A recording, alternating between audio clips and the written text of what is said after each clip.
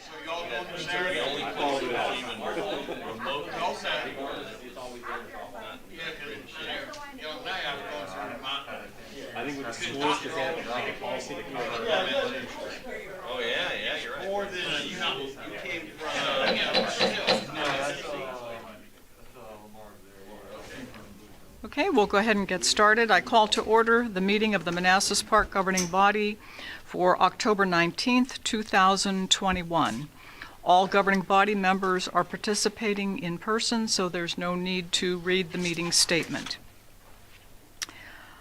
We have before us an agenda. Are there any changes to the agenda?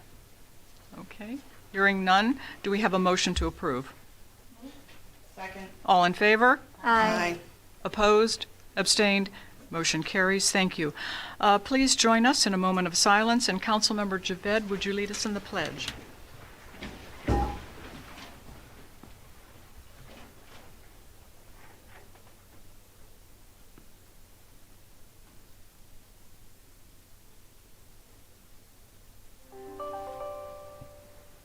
Allegiance to the flag of the United States of America and to the republic for which it stands, one nation, under God, indivisible, with liberty and justice for all.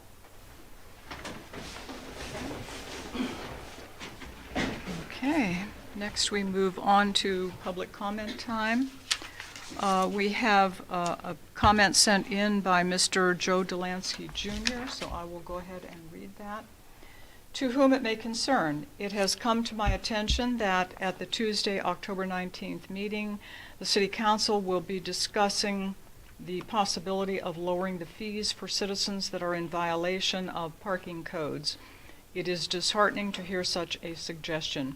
I feel that this is counterproductive to the progress that is visible in the city in many ways. For example, we have just put the parking enforcement officer on the streets in the Minimobile. The city has yet had the ability to fully implement the equipment that they purchased. The hard work of this officer has been visible as many citizens have become in compliance with decals. With every new initiative, it takes time to see its effect on the city. Changes do not happen in a short span of time. As well, we are now transitioning to a new decal. Therefore, it would be conducive to the plan to see if the citizens remain in compliance over a longer span of time. In addition, the city used funds to purchase the Minimobile and its computer system that monitors cars parked in Manassas Park. I feel that the city should continue to keep the $250 fine to replenish the fund that was exhausted to purchase this needed equipment. To the city council members that are bringing this motion forward, I hope that you are one that has been visible in all sections of Manassas Park and not just your district that you represent. I challenge you to reflect during your run for office how many streets or subdivisions did you task yourself at visiting to collect votes. Now, fast forward to your term in office, how many of those streets or subdivisions did you continue to visit? Have your travels around the city declined? Let's also remember your platform at the city debate and what your focus was for running for office. Please remember the constituents you serve, not just the residents of your locality, your local. Your neighborhood may not be affected by this decision, but the city will. Keep the fine at $250. Thanks, Mr. Delansky. Thank you for sending in a comment, Mr. Delansky. Do we have anyone signed up to make public comment? Did you sign up, sir? No. Okay. Not this time. Okay. Okay, so having no further public comment, we have no recognitions. Okay, moving on to information. Before we proceed with the three information items, I would like to take the opportunity to correct some misinformation.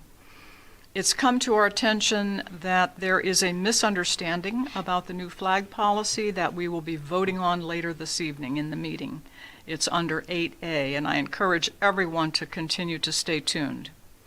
The governing body is not voting to prevent the display of the American flags on utility poles, as the city has displayed them through the years, and we will continue to display them. So let me say that again.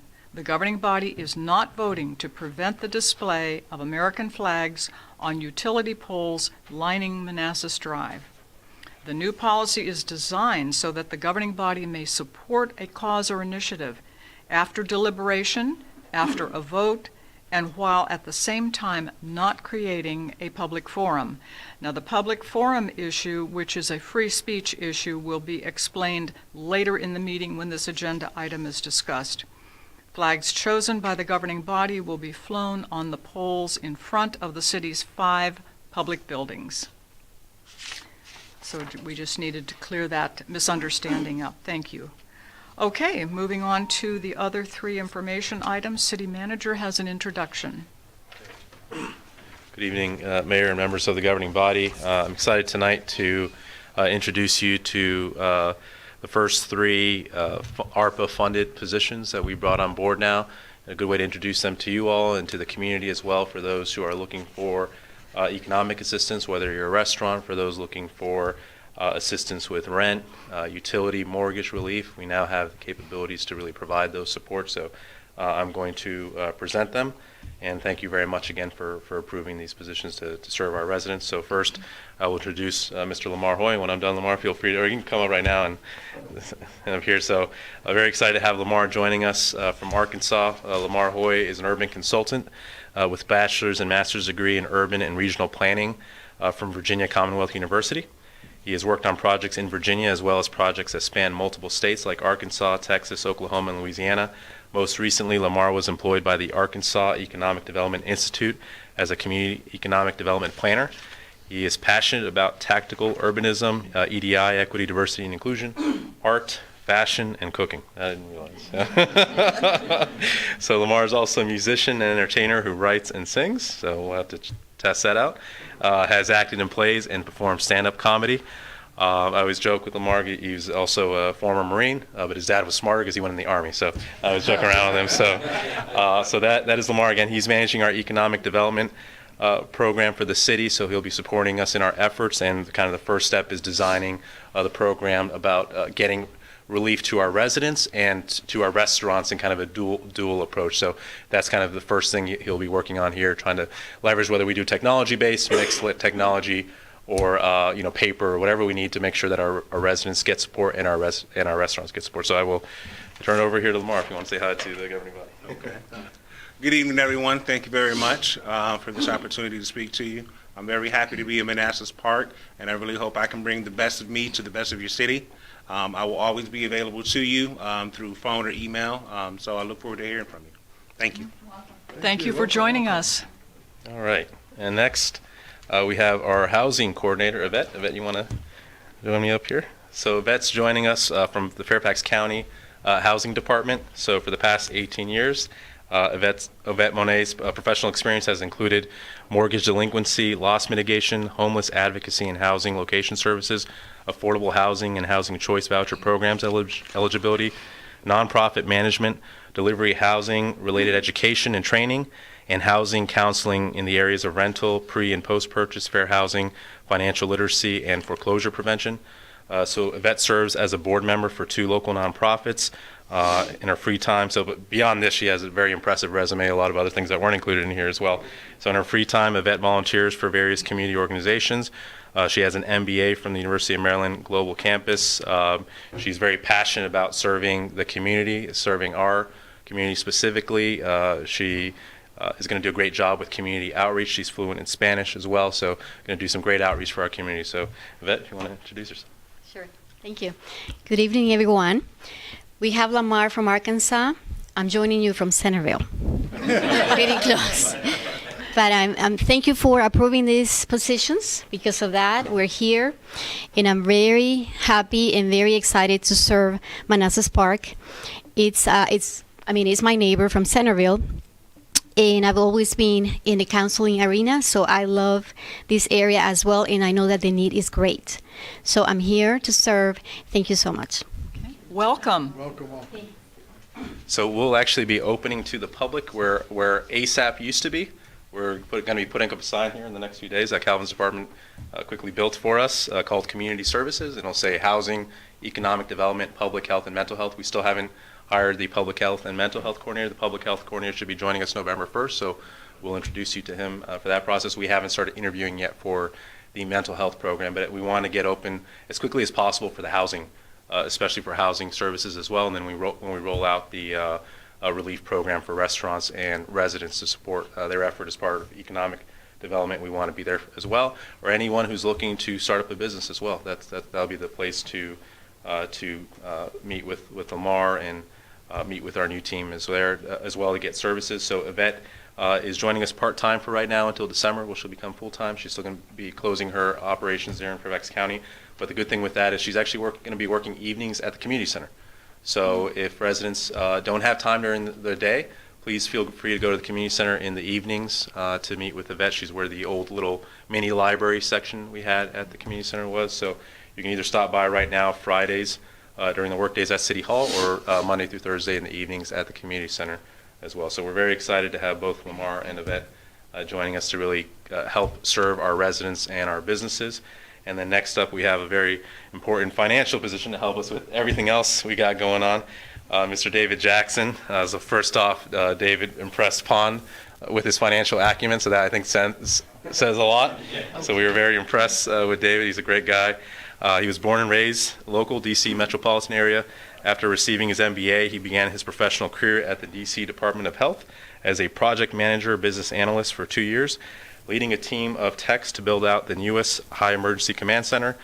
So David can do pretty much anything. That's what we've learned. He's tech, finance, everything. So shortly after, David was hired by Wicomico, is that? Wicomico. Wicomico County, my apologies, as a grant coordinator fiscal officer, where he won over $3 million in grant awards in a 3-month period. So let's hope we can do that every 3 months. Right?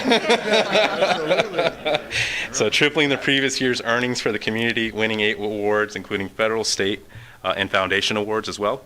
So David also helped create the Grant Professionals Association's 50th chapter in the Delaware, Maryland, Virginia area, the Delmar Vaugh area, where he serves as the vice president. He served as the vice president for 2 years, and most recently he joined us from the U.S. Department of Education as a grants management specialist, in which he obligated over $20 billion of federal funds related to education, and was the education program officer for 10 states with a portfolio of over 600 grantees. So in 2022, he's looking forward to being one of 9 credentialed grant professionals in the state of Virginia, and one of 403 across the nation. So that's highly skilled, highly talented.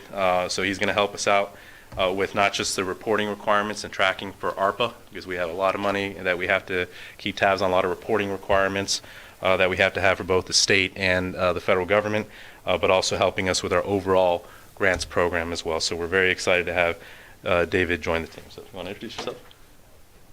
All right, thank you, government body, for approving these ARPA positions. I know the team's real excited to jump in and help out. Like he was saying, when I had the interview with Pond, one of the things that she really liked about it was I came in knowing the grant program already, so a lot of federal experience and local government experience as well. So thank you guys, and we're gonna try to do 3 months, triple. Sounds good. No, good. Okay. Welcome. Welcome. Yeah. All right. In a year, that'd be great, right? In 3 years. So thank you again very much, members of the governing body. So again, I just wanted to introduce. So I know the public won't be interacting a lot with David, but he's going to be a critical member of the team from the back end for managing everything, including the programs that Yvette and Lamar are going to be managing in terms of ARPA programs as well, all the tracking of those funds and reporting to those funds, because we already saw what that looked like with this audit, with a lot of the questions we were getting from auditors on the CARES Act, justifications for everything, descriptions for why we did things, backup documentation. It already started from an internal auditing process, which, again, the public state of accounts requires of our auditors to do. So it's already a fun process, and David's going to help us make it an easier process. So thank you again very much. Okay. Thank you, Laszlo. Yeah, very nice.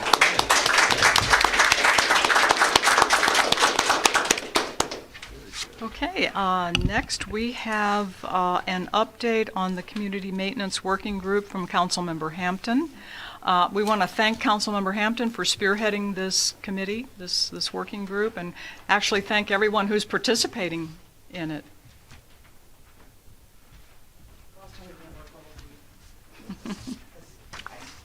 Julie will stick to a script. Where is the presentation? Is it pulled up? I don't know, do you Yeah. Oh, never mind. I'll just do it this way. Sorry. That's all right. All right. Do you have it on the press? We can get it. I have it on my laptop. I have a Mac. Will it work on the Mac? Should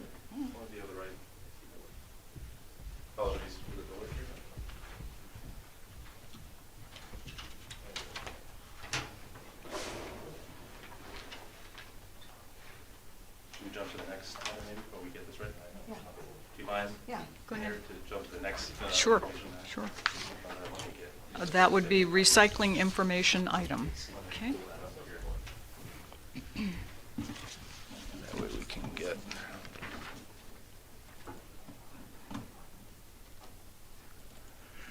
All right, so I will be handing it off to Mr. Calvin Odell. Let me get this up.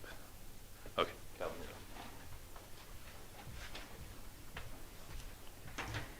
Odell.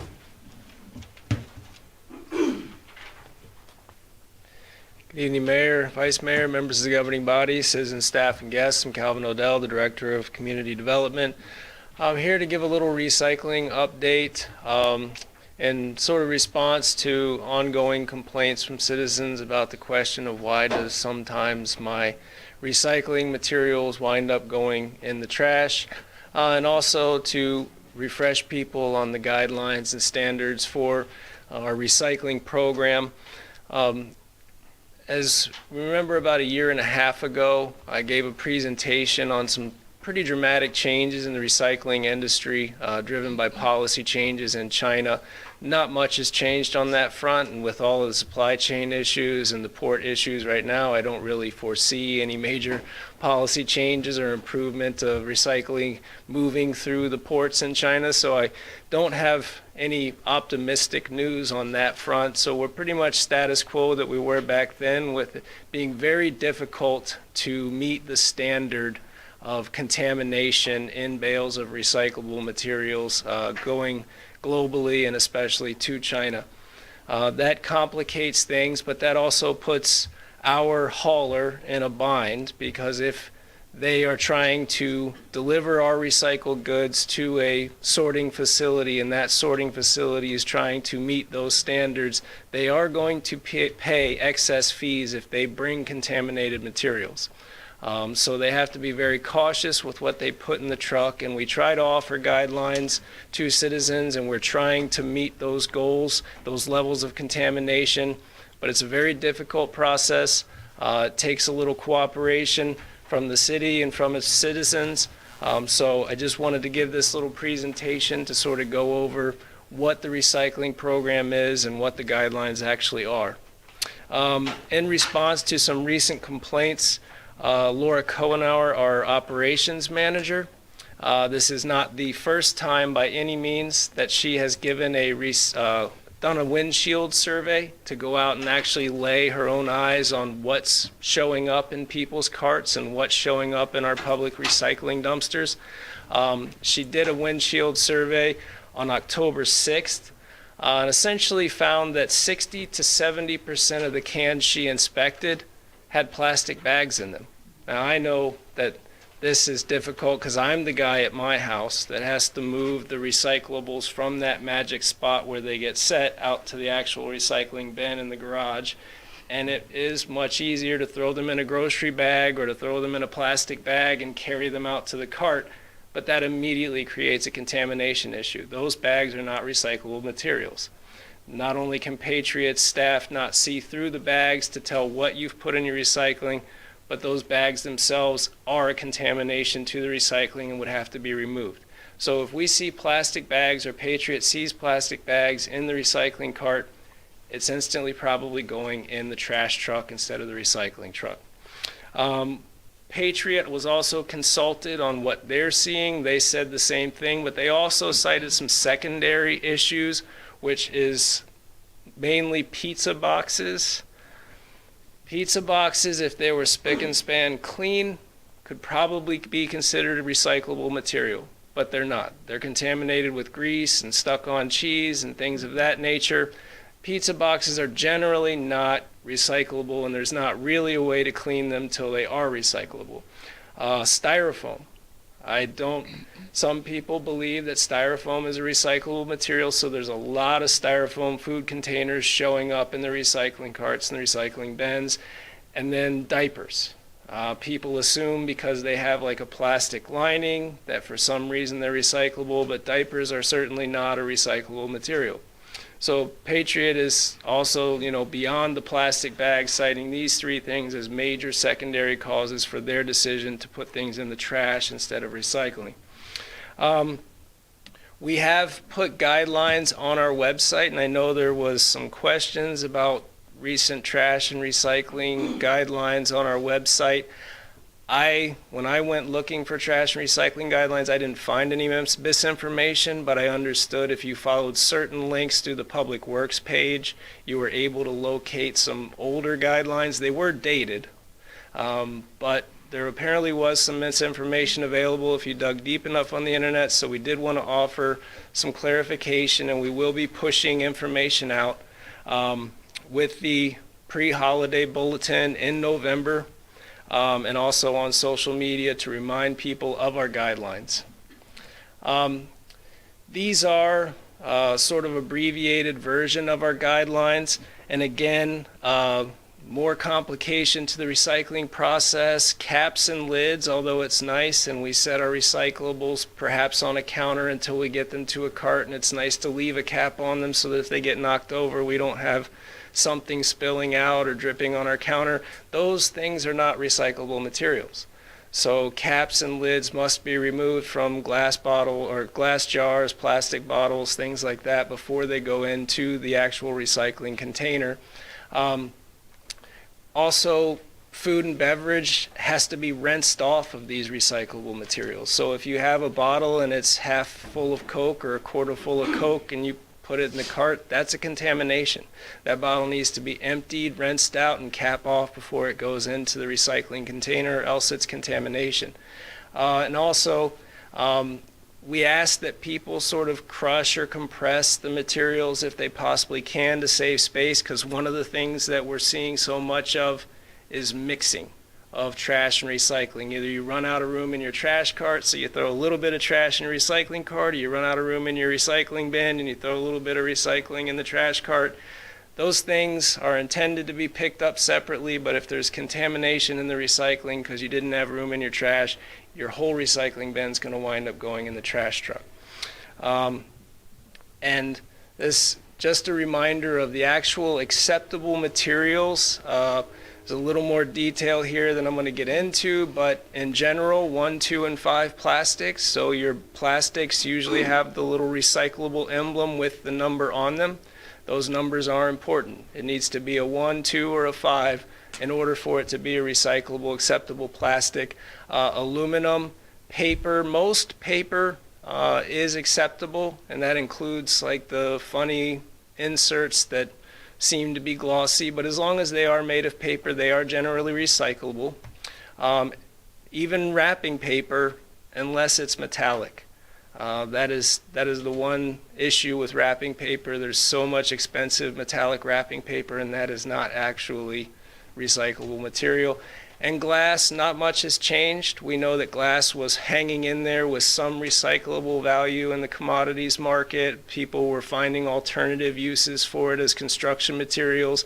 So most glass is still going to be an acceptable material, and there's no real distinguishing what glass is or is not. We ask people not to put broken glass panels and things like that into the recycling carts. It's just dangerous, and there's no identifying markings on it. Someone could get injured. So as long as it's glass bottles and jars that are cleanly rinsed, we're all good. And this is a list of the unacceptable items. Again, I'm not going to get into each and every one of them. Probably a cleaned motor oil container could arguably be a recycled material, but there's no safe way to really clean out an oil container. I can't encourage people to rinse it out in their sink. We don't want those things going to the UOSA plant and having to be removed before they go to the Occoquan Reservoir. So motor oil containers, please don't try to recycle them. Just put them directly in the trash. And of course, vinyl siding. Vinyl is a type of plastic, but it's not a recyclable plastic. In general, construction materials don't belong in the recycling bin. And Lastly, just some reminders that we do have a public recycling dumpster at the Public Works facility. We had a public recycling dumpster here at City Hall, but the construction has absorbed that space, and we unfortunately had to remove the ones from Signal Hill Park because they were always filled with trash. There was never one time when we visited them that they could possibly be salvaged for recycling. People were using them to dispose of trash. We keep the one at Public Works because it's visible from Laura's office, so if we see people putting trash in it, we can quickly stop them. We have been able to actually use it as a recycling container through monitoring, but the ones at Signal Hill Park were too out of the way of city eyes and were always filled with trash and debris rather than recyclable materials. And just a brief message on the bottom on how to report missed collection. It is the proper avenue to go directly to Patriot. If they have missed your collection and you have concerns about collection, they can handle it the most efficiently. We encourage you to call Patriot first. If you want to then call us and say, hey, Patriot missed me, or Patriot missed me again, or something like that, so that the city knows about it. We certainly want to hear about these issues, but the fastest, most efficient way is to go directly through Patriot Disposal. Any questions I can answer? Thank you, Calvin. Thank you. Questions?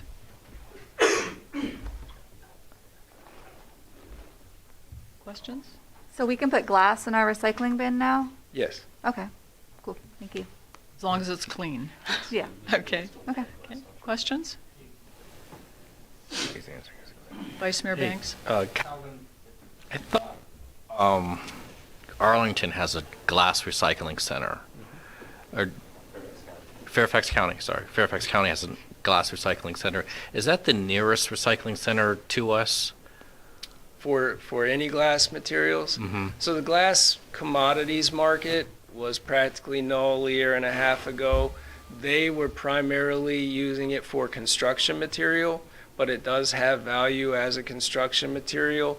And the sorting facilities here in the Manassas Park, Prince William area are still accepting all colors of glass. They have not been rejecting or considering loads contaminated for glass. They are probably making a decision based on the commodities market at the time, whether to keep that and, try to bundle it for recyclables or whether to dispose of it in trash, but they're not penalizing the haulers for bringing glass to them. Right. And is there any other recycling centers that are near here? No, we've talked about before bringing online glass dumpsters to try to make sure that we could actually address the issue of glass.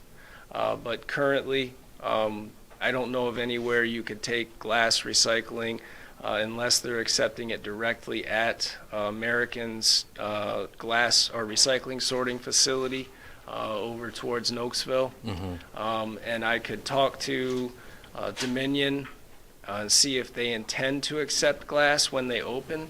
They will be opening that transfer station in Manassas Park within the next month. So that's another thing I'd like to remind residents of. We have never had a convenient and affordable way to get rid of truckloads of waste or to take materials, and we will soon. And that's very good news for all residents of Manassas Park. You will be able to avoid those exorbitant fees at the Manassas Transfer Station run by Waste Management or the Prince William Landfill run by Waste Management. That's good. I've been able to take my glass to Balls Ford, the Balls Ford compost facility. They accept glass from us. But now that I can put it in my recycling bin, because I'm not going there anymore. Sure. Because we're doing a new procedure. Okay. Kelly, I know it's not on the subject of recycling. But could you speak just a little bit, since the timing is appropriate, about leaf collection and just what, I know I'm putting you on your spot, but if you can do that, I'd really appreciate that. Sure. About where people should put their leaves and how they should handle leaves. Yes, we still run a leaf collection program. We pick up leaves that are placed next to the curb on the street. We use a Vactor truck, a vacuum truck, a leaf vac. So They need to be laid out on the smooth surface of the street directly against the curb, and Public Works there's no collection schedule. We drive the city regularly, and we send the vacuum trucks. As of this week, you probably won't see a vacuum truck every week. I heard the first leaf blowers this weekend. There were barely any piles at the beginning of the week. The guys are driving the city daily to see if piles are popping up. Once the piles start popping up, they won't stop. And we'll be going full force, running the leaf vacs every single day, as long as we can. It is very difficult to collect in the rain. I know that citizens often get mad because they put leaves out for collection, and then it rains, and their leaves sit there for a few days, and sometimes the wind picks up when it rains, and their leaves get scattered, and it makes a mess, but the vector truck just won't pick them up when it's wet. So it's we could spend 15, 20 minutes trying to pick up a single pile in the rain, so it's better for us just to wait until the rain stops, go out there and try to collect the material. But there is no schedule. We have to go till we fill a truck. Then we have a rather lengthy drive in a single truck to dispose of those leaves, and as soon as they get back from the disposal site, they're back on the piles, and it is 2 vacuum trucks running pretty much full time from when the piles start showing up until the deadline for leaf collection. So that to try to clear up any confusion, we don't have a street-by-street schedule. If you call in, we can't tell you exactly when we're going to be at your street, and we are dependent upon the weather. So what we generally are able to do is cover the entire city in 2 days. So we generally know that we have covered the entire city, and somebody might see the leaf vacuum come by and they're reminded, that they can do it, and that their pile might sit there for 48 hours or so, and especially if it's right before a weekend, the pile may sit out there until the first couple days of the next week. And that's how people sometimes think, well, I'm being ignored, there is no schedule, no one's picking up my leaves because it's been 4 days. Well, it's quite possible. If you set them out on a Friday and then there was a Saturday and a Sunday and we weren't going to get to your street till Tuesday and we had some rain, it can seem like forever. But we can't post a real schedule. There's too much to cover with just 2 trucks. And it is a very intensive operation for us. We try to schedule almost everything we do in the fall around leaf collection, because once leaf collection starts, it's over 50% of our staff involved for the entire period. So, And can the leaves be bagged and will Patriot pick up? Patriot will take bagged leaves and yard waste. So if it's large branches, they need to be cut into 4-foot maximum lengths and bundled. Put into yard bags is fine, the paper yard bags, but Patriot will take bagged leaves.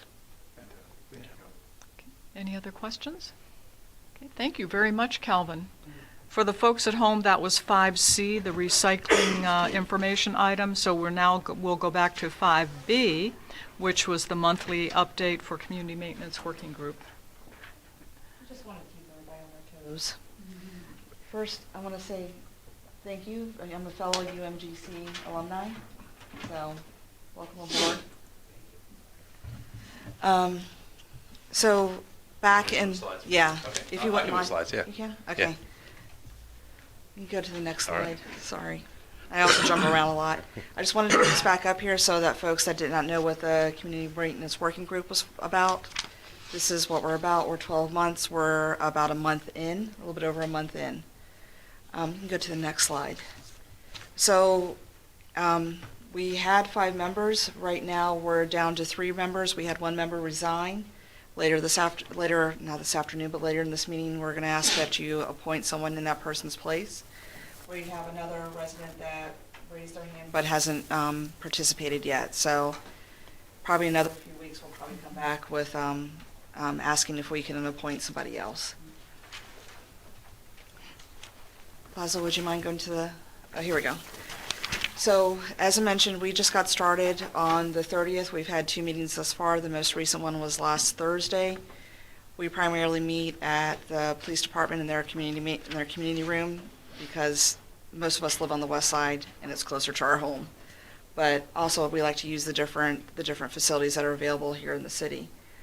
And so far what we've done, we've kicked off, we've done a dashboard survey. I really recommend that folks, if you haven't on this team, not this team, but on council, haven't done it lately, please go out once a quarter, drive around, hit every single street. There's a concept in project management called GORE, get out of the office regularly, and I really recommend you do that. It was, for some of the resident that's on the committee, it was eye-opening to her. We're also starting to look at past presentations, and based on the research that we've done, and we've just done some notional research, we're beginning to prioritize and group our initial research and discussions. We're not done yet, but we're just starting that. Next thing we're going to do is we're going to start looking at nonprofits and other municipalities to see what their best practices are, and kind of incorporate that into our findings, and kind of match our pain points to what these other organizations do. We're also going to be meeting twice a month until the end of the calendar year. And the next slide will show you the meeting schedule. And something that we came up last Thursday, and we're kind of rushing it because of the season, is a winter light extra. Yes, because none of us could either spell it or say it the other day. And we'll talk about that here in a minute. Could you go and go into the next slide? Okay, that's our meeting schedule for there's any residents at home that are interested in attending. We don't have a home just yet for the 28th or the 16th, but most likely it'll be Parks and Recreation. If not, it'll be here. Other than that, we're in the police department. You can go to the next slide. And we actually keep our meetings, we're no more than an hour and a half. Usually, the most was an hour and a half. That was our first meeting. But we're usually in and out in about an hour and 15. So the winter light is a kind of a throwback to what used to be done here in Manassas Park in the 80s and the 90s. And the idea behind it is that we really felt that one of the big themes that we're finding in our initial research is that we needed to really emphasize community pride. And a quick and easy way to do that was with this concept, which I mentioned the city had done back in the 80s and the 90s. And that's just, people decorate their homes, they give us their addresses, and through a group of volunteers decide who has the best window, who has the best yard, and the best overall window yard. Since we're a little bit bigger than when this was originally done, we're dividing it up into 3 sections: the west, central, which is basically from Manassas Drive to the train tracks, and then the east. We double checked with the city manager so that wouldn't conflict with the light parade. So it's the Friday after the light parade, which is December 17th. We still have to work out a lot of details. We just literally came up with this last Thursday and spoke to the city manager about 8:15 last Thursday to kind of work out these notional details. We're going to need volunteers to help go out and judge the different divisions. And we're going to get the names of the houses through social media. Exactly how, we don't know yet. Once again, we're going to work this through. We're going to work these details out. And then we'll announce the winner on the 18th through social media, and then have them come in here in January and receive a certificate from the governing body. In addition, this is also laying some groundwork for the city manager to use this at a later date when our downtown is up and running. And I'll let him address that here in a few moments if you guys have questions about that. And as far as the promotion and outreach materials, it's something the committee will work together to kind of come up to take the burden off of the city staff. And I think that's pretty much it that we have as far as our update. Any questions? Questions? Or, just in regards to the winter light extravaganza, I remember back in the day, the paper used to post or print the houses that have the most lights, or the houses to visit. Mm-hmm. I'm wondering if we can do that using the Facebook community forums. I'm sure we I think can. there's 2, and just kind of make a posting of the top houses so people can visit, check them out. Yeah, we could do that based off of the nomination, when people submit the names, and just have it up there. We'll just have to put it in the deadline so that we have enough time so people can go out maybe after the light parade and go drive around. You can also include it in a future Visit Manassas Park page that we can create on the website for economic development to promote everything that we're doing as a city, and also highlighting that during the holidays, coordinating that with our tree lighting ceremony in the future and other winter events that we're planning. Yeah, get more people to the website. Yeah, You thanks. even let people vote or something, like Citizens' Choice or whatever. think they do that in Old We Town. could, yeah. Or even just have the children, just let it do the children do the Yeah. vote. It just could be so- like a fourth Yeah. category. You pick the 3 best, but then the community favorite or whatever. Yeah, it's a good idea. Questions? No? Okay. That's- Does that conclude?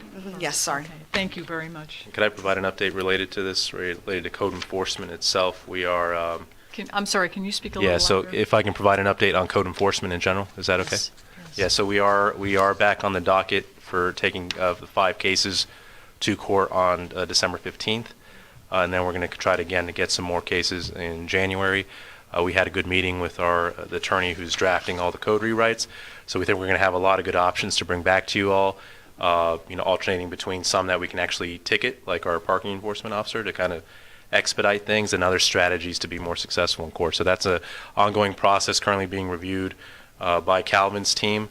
And then once they're done with their review process, we'll get it over to the city attorney to review before it gets back to you all. So we're actively involved in that to expedite enforcement and increase chances of success in court when we do take cases to court.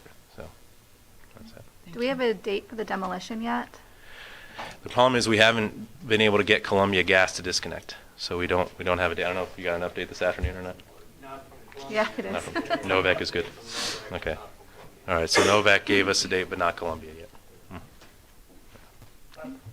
Go ahead. Are we taking them to court for compliance, or are we actually collecting a monetary fine? I think it's compliance, but isn't there? I don't think do we collect the misdemeanor fines or the court collects it? I think. I believe that goes directly to the court. Yeah, it's almost I think what they do with misdemeanor. So we don't collect the money for it. It's just we're trying to ask the judge for again to issue an order to fix the issue, remove the vehicle, we have one that's a structural repair as well. So I'm very curious to see how the judge is going to rule on that one.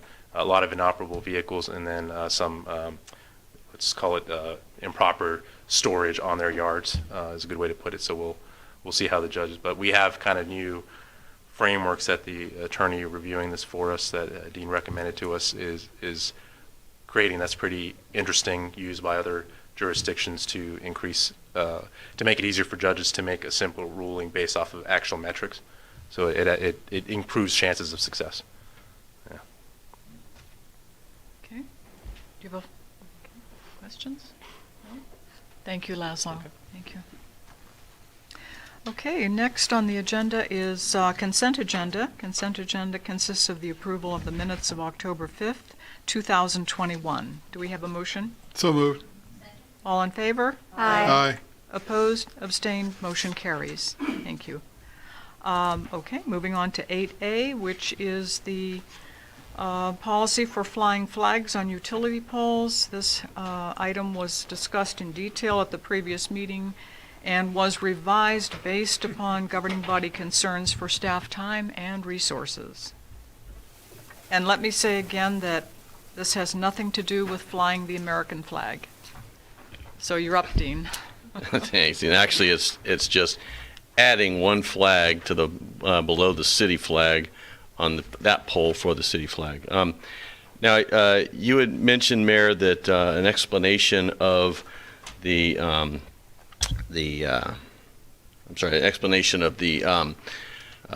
public forum would be presented. Yes. Okay, so the Supreme Court has determined there's essentially 3 kinds of publicly owned property for the sake of First Amendment rights.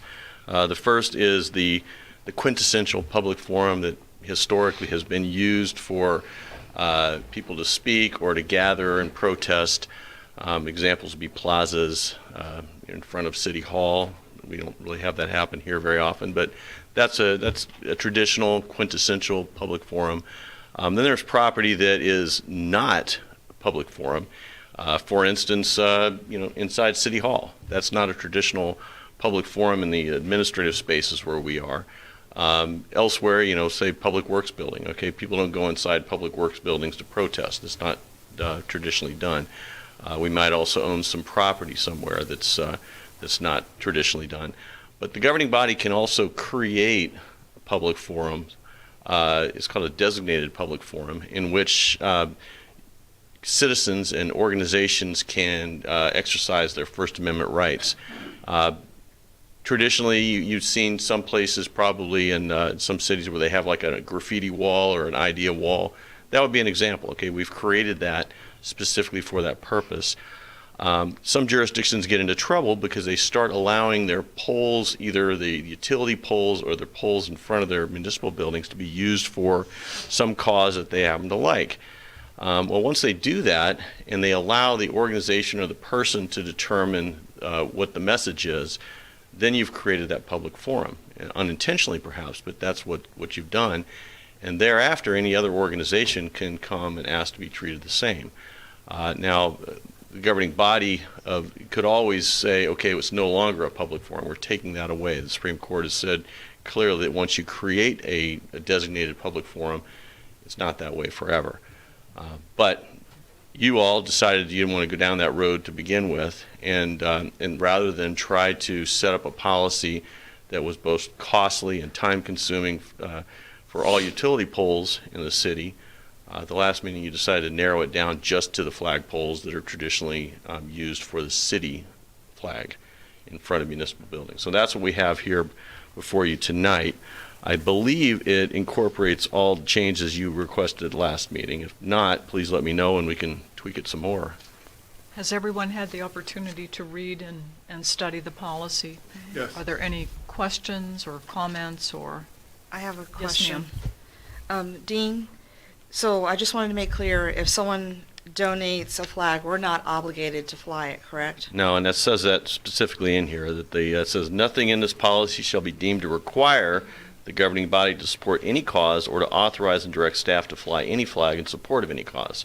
So you still control it. You maintain your legislative authority, if you will. They are city flag poles. Some random organization can come out and say, we're going to donate this to you. We demand you put our flag up. Well, if the flag has any kind of markings on it, logo or any other kind of markings of that organization, it's not permitted to be flown anyway, because that is specifically in this policy. Because that can be construed as allowing some organization then to dictate what the message is. And this is clearly designed for only those causes the governing body supports by resolution or proclamation. And although it's not required that the flags be donated, it specifically encourages that. And there's a 60-day period where kind of a cutoff mark, if you will, that organizations or individuals or groups need to petition the governing body, one, for their cause, to have a proclamation or a resolution passed, and then also if there are flags accompanying that, then they can donate them. And the breast cancer awareness proclamation that you folks passed last meeting, that was kind of intended for the purpose of having these flags, but then we had some issues with the poles on the utility poles, or the fittings, I guess, on the utility poles. The person who donated the flags was having a difficult time with those. I believe that those flags can be flown, if they're not already being flown, during Breast Cancer Awareness Month for that purpose. I don't know if you've specifically decided to do that or not. Clearly, I guess you're waiting for this for this, okay? So that would be the first one to be done then. Mm-hmm. Yep. Okay. Questions? Yes. Just for the public's awareness. So there's a total of 16. There's a total of 16 flagpoles in Manassas Park. Is that right? Yeah, municipal, but not all of them are designed for the city flag. Okay. Those include the American flag and the Virginia flag, both of which are not going to be affected at all with this. They're going to still remain on their own poles, flown separately. This doesn't impact those at all. Okay. Thanks. Okay. Okay. And then, if I may, I believe that does not include school flags. I don't know what they want to do, if they want to piggyback on this or not, but we don't control those flag poles, so. Right. We can ask them if we have extra flags. We can ask them. Sure. The motion is for the governing body to approve the policy resolution as presented, subject to final review by city attorney. Second. All in favor? Aye. Opposed? Abstained? Motion carries. Thank you, Dean. You're welcome. Now, I was going to say, at this point, Well, you can designate it. I mean, I think you guys actually have to take a vote if you're going to do it, for those flags. Do you want to state the motion for that? I don't have anything written down. The motion would just be to authorize and direct city staff to fly the breast cancer awareness flags for the remainder of this month below the city flag on city poles. Okay, do we have a motion? Do we have a second? Second. All in favor? Aye. Opposed? Abstained? Motion carries. Thank you very much, Dean. All right. Congrats. Much appreciated. Good job. Okay, moving on to 9A is appointment to Community Working Group. As Councilmember Hampton indicated earlier, there has been a resignation, and we want to thank Ms. Lori Meem for her willingness to serve. Are there any comments or questions? Okay. Is this replacing the person from The person that resigned, correct. so now we just need someone from the central again? We're going to give me a couple weeks and see if that person pops up, and then I'll bring it back at the appropriate time. Okay. Okay. The motion is for the governing body to appoint Ms. Lori Meem to the Community Maintenance Working Group. Do we have a motion? Moved. All in favor? Aye. Opposed? Abstained? Motion carries. Thank you. Mayor, can I make one comment? Yes. So for the central, one issue we are identifying, where we have a big issue in the central part of our city, is the decals. And trying to work with the property managers of apartments as part of kind of welcome packets for residents and reminding residents that because you get a lot of transitions in the central part of the city, so not sure that's necessarily part of the committee, but I know it's a complaint we get from an enforcement standpoint, so I think that person could help in the process of education for the people who live in the central part of the city, because you have a lot of transitory people who are moving in and out who don't know of the requirements, and we're trying to do our best to get that message out. Do we have authority to contact the managers as a working group? I would think so, because any resident can. We're going to keep trying on our end as well. It may help as city council members say, hey, this is an issue that we're aware of, and we want, we want to engage with you on what we can do to improve the messaging for those residents. But we'll keep trying as a staff too. We're going to try to put the new resident guide and an extra flyer for decal requirements and give those to the property managers there, the apartment complexes, to include as part of their welcome guide, but also to send reminders as well. But any support you guys can give us on that, that's an issue we're seeing. You'll see the data here later, or the chart. And that's helpful, because one of the things that we had talked about, and I know we're probably going a little bit out of turn, is that we wanted to get access to the HOA contacts, because we figured that would be a good avenue, right, for us to, or Public channel education, to do some of our work. Okay. Right. So send it on over, and we'll. Yeah. Yep. Just send me an email reminder. We have some. It changes a lot, but we'll. The office of zoning office has a lot of those contacts, so we can get those to you. Yes, you'll probably send it, because I'll forget. Okay, moving on to 9B, hop, skip, and drive transportation agreement for DSS. This is Randy's issue, but I just want to let you know that the agreement that she's going to be presenting, I have finished my review of it. I have not sent this to Randy or the contractor.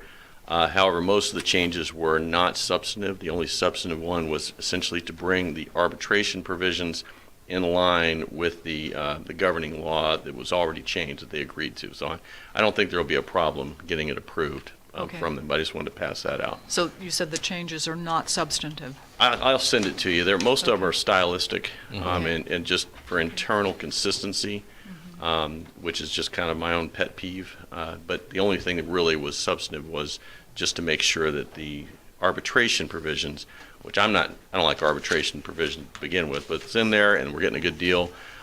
So I didn't decide to do anything about that. But if we're going to do it, I don't want to be going to California for arbitration. So we're going to be doing it here.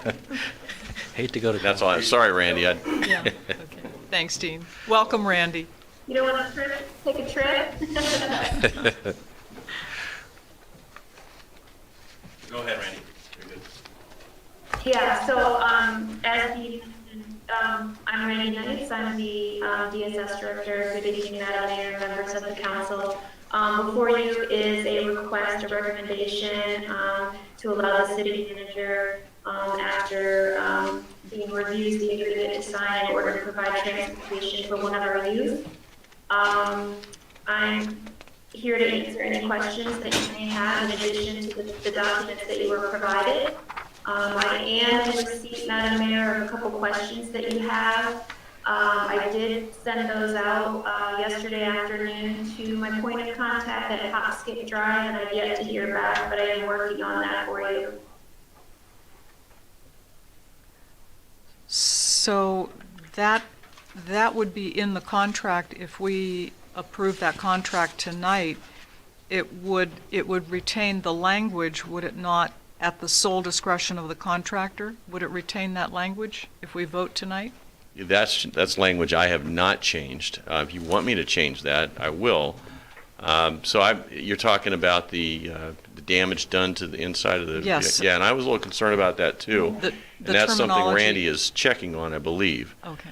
So you can encourage, I think it's we have this discussion, encourage us to try to get that, it should be reasonable. You know, there should be some oversight by the city, because we shouldn't be buying an entirely new inside of a vehicle just because somebody, got sick, or buying a new window that was cracked just because somebody put their hand through some other window and say, oh, let's get both of them. I mean, we just need to have some sort of documentation, and you'll notice that there is an invoice in the back, and it's supposed to have sample documentation that doesn't have anything like that. I've changed the language in here a little bit to show that the invoice has to have appropriate documentation to support the claim. I can juice up the words a little bit if you need me to make it a little bit more robust, but I'd kind of like to know from Randy what they're willing to do. At the end of the day, is this something we want to go ahead and draw a line on and say, well, we're not going to sign this, we're not going to approve it unless you guys can get this changed? I mean, if you choose that, we'll go back to them and say that. We will need to go out and get another contractor, though, because this outfit is actually doing the work right now. You'll notice that this is backdated to earlier this month. And the reason for that is there's an emergency need to get this happening. So this would kind of backdate it and cover them for that period of time. But let me know what you want to do, though. We understand that the children need a ride. We get that. My concern was whatever damage could be done, for example, matches in the back seat could be quite a bit of destruction to a vehicle. I mean, it could very quickly exceed whatever deductible might apply. So. Right. And I don't know if our insurance would even pick that up. Okay. I really couldn't tell you. Okay. Yeah, I hope that they would have been able to get back to me today, but I just checked my email again, and I don't have a response yet.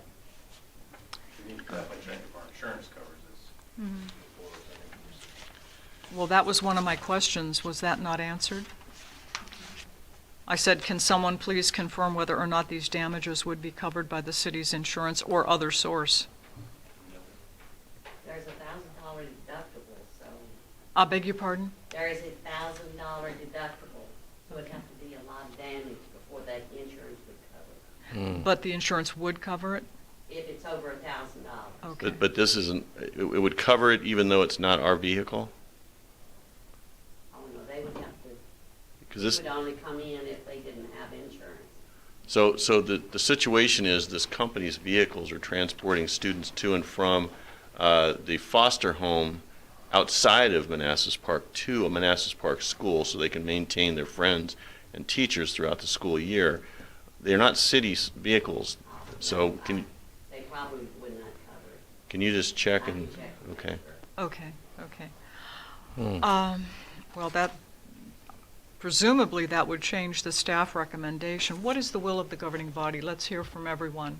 I prefer we postpone until we have all the information. Same. Yeah, but we're using this service now. We are. Yeah. They're doing this service for us on the assumption this will get passed.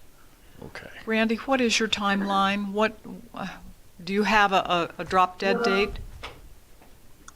So what's happening right now is because we don't have a set agreement with them, they can't guarantee us a driver on a daily basis. So what I'm having to do is have workers on standby. So several times I've already had to take staff from a project that they're already working on and overwhelmed with to drive out to Loudon last minute, at 6 a.m. to bring the youth to school to get the child home. So it is imperative that we get this agreement signed as soon as possible. But I completely understand, the concern that you all have. So at this point, I'm going to go with obviously, what you recommend, what Dean recommends. But it is putting a hardship on the agency and on the staff. I can tell you that I did reach out to Fairfax County. They have used this service for many years and had very good things to say about them. I specifically said, have you had any issues where, either issues on the service provider side or with the youth? And the family services supervisor with Fairfax County said that they hadn't. I take that as a good sign, but, something could always happen. But it is definitely putting a hardship on my current staff trying to juggle, going to and from last minute. So what we're doing is we're assigning a worker in case a transport individual can't assist.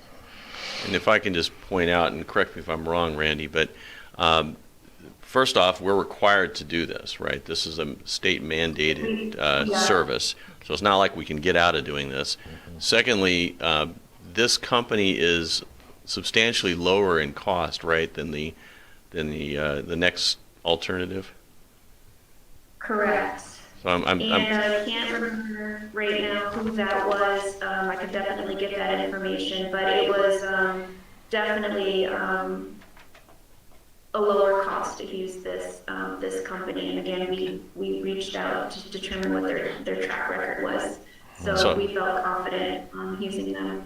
So if I can just suggest so is it possible that we can direct you to give the city some oversight? Because I think more than a couple of us might be uncomfortable with the phrase sole discretion of the contractor. Okay. What, beg your pardon? What page is that? That is on, let me see here.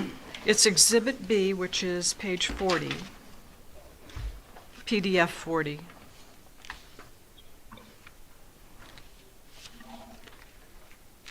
At the top. Yeah. Exhibit B, did you find it? Yeah, okay. Yeah.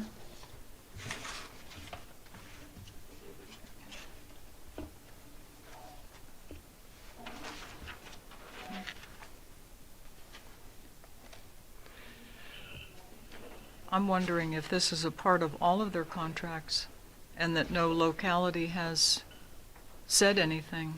I think that the sole discretion portion is actually in 6C on, 6C of the contract, subsection 6C. It says the organization acknowledges and agrees that contractor may, at contractor's sole discretion, assess damage fees to organization for damage to a driver's vehicle caused by a rider. Okay. And organization agrees to pay such damage fees in accordance with the terms set forth in Exhibit B. And Exhibit B refers back to, you had said where's 6D, it should actually be 6C. Yes. Okay. Yeah, so. Okay. Our argument is that we don't want them to have sole discretion.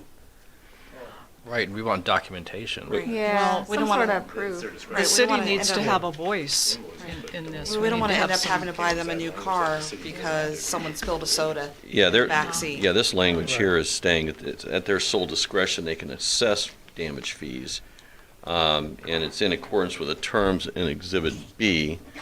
Exhibit B doesn't really go into other than requiring I don't that rent we cars have like You're asking for a supporting documentation. So my guess is that we can require supporting documentation to include perhaps an examination of the most recent examination of the inside of the vehicle. I don't know how we can do that. I can't anticipate.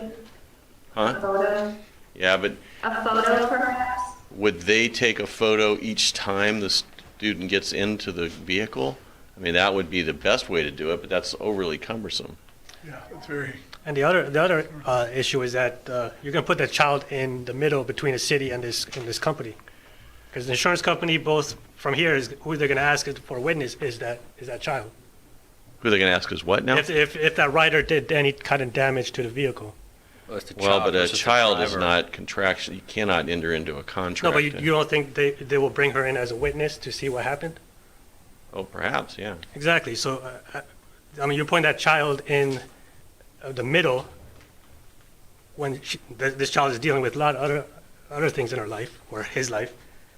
And well, I will say that this company is pretty widespread, and if they had a reputation for bilking localities, and getting a new interior at the locality's expense, I would expect them to not really have that much of a contract base. And Randy said that Fairfax County, which is much larger and has many more students doing this kind of thing, if they're using them and they haven't had a problem, I think we're probably pretty safe to not worry too much, although I can certainly try to put some language in there to see what they're willing to do.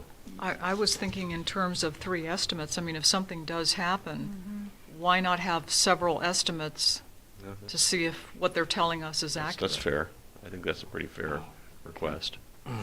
Would the governing body approve the contract with the added language?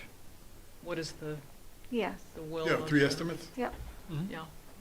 Yes.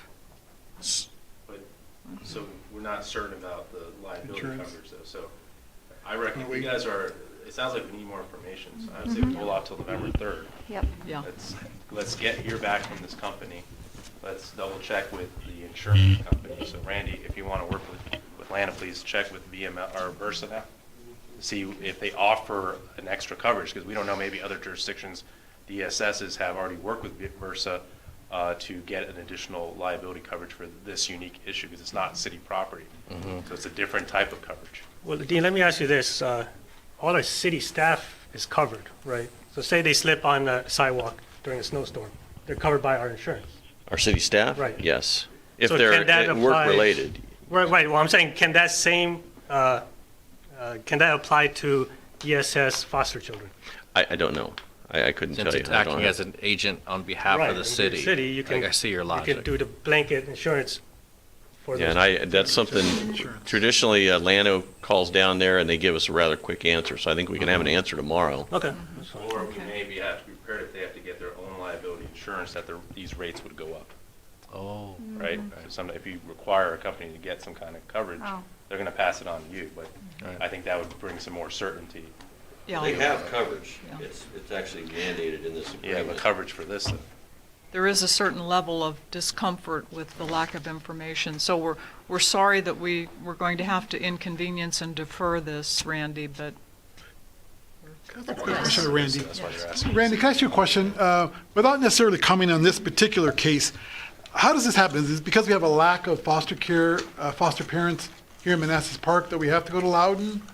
Or just, how do these situations arise? Yeah, we currently have so many foster children in our care that we've exhausted all of our local foster family homes. So then we have to reach out to placing agencies, and those agencies train and have foster families all over Northern Virginia. There's been times that we've had youth placed down near Virginia Beach, different areas. And then also with this specific youth, she needed therapeutic care. So we don't have any therapeutic trained local foster homes. That's more intensive foster care placement. Interesting. And then also the youth decides, well, not just the youth, but when we have the family partnership meeting to determine what's the best interest of that youth, it was discussed this youth would benefit from staying in her current school, staying with her current environment, her friends, and so that is why the transportation is needed. We hope that if she's unable to return home, that she eventually builds that relationship in Loudoun County, and if she stays with that foster family, that then she would transfer to that school, but right now it's best for her to stay with her Manassas Park community. Thank you, Randy. Randy, one You're last welcome. question. Are we safe in assuming that all the drivers have a national background check? Yes, ma'am, CPS, criminal, Everything? yes. Okay. Okay, thank you. Yes, Uh, yeah. They solely provide transportation for these types of situations, so they're vetted. Okay, thank you. Dean, do we need to do anything special legally in order to defer this to the next meeting? No, if No. you're going to defer it to the next meeting, then just state that. Okay, You well, just we will push it off defer to the next meeting. All right. Okay, thank you. Welcome. I just had a question. You got it. Sure. Sure, Lamar, come on down.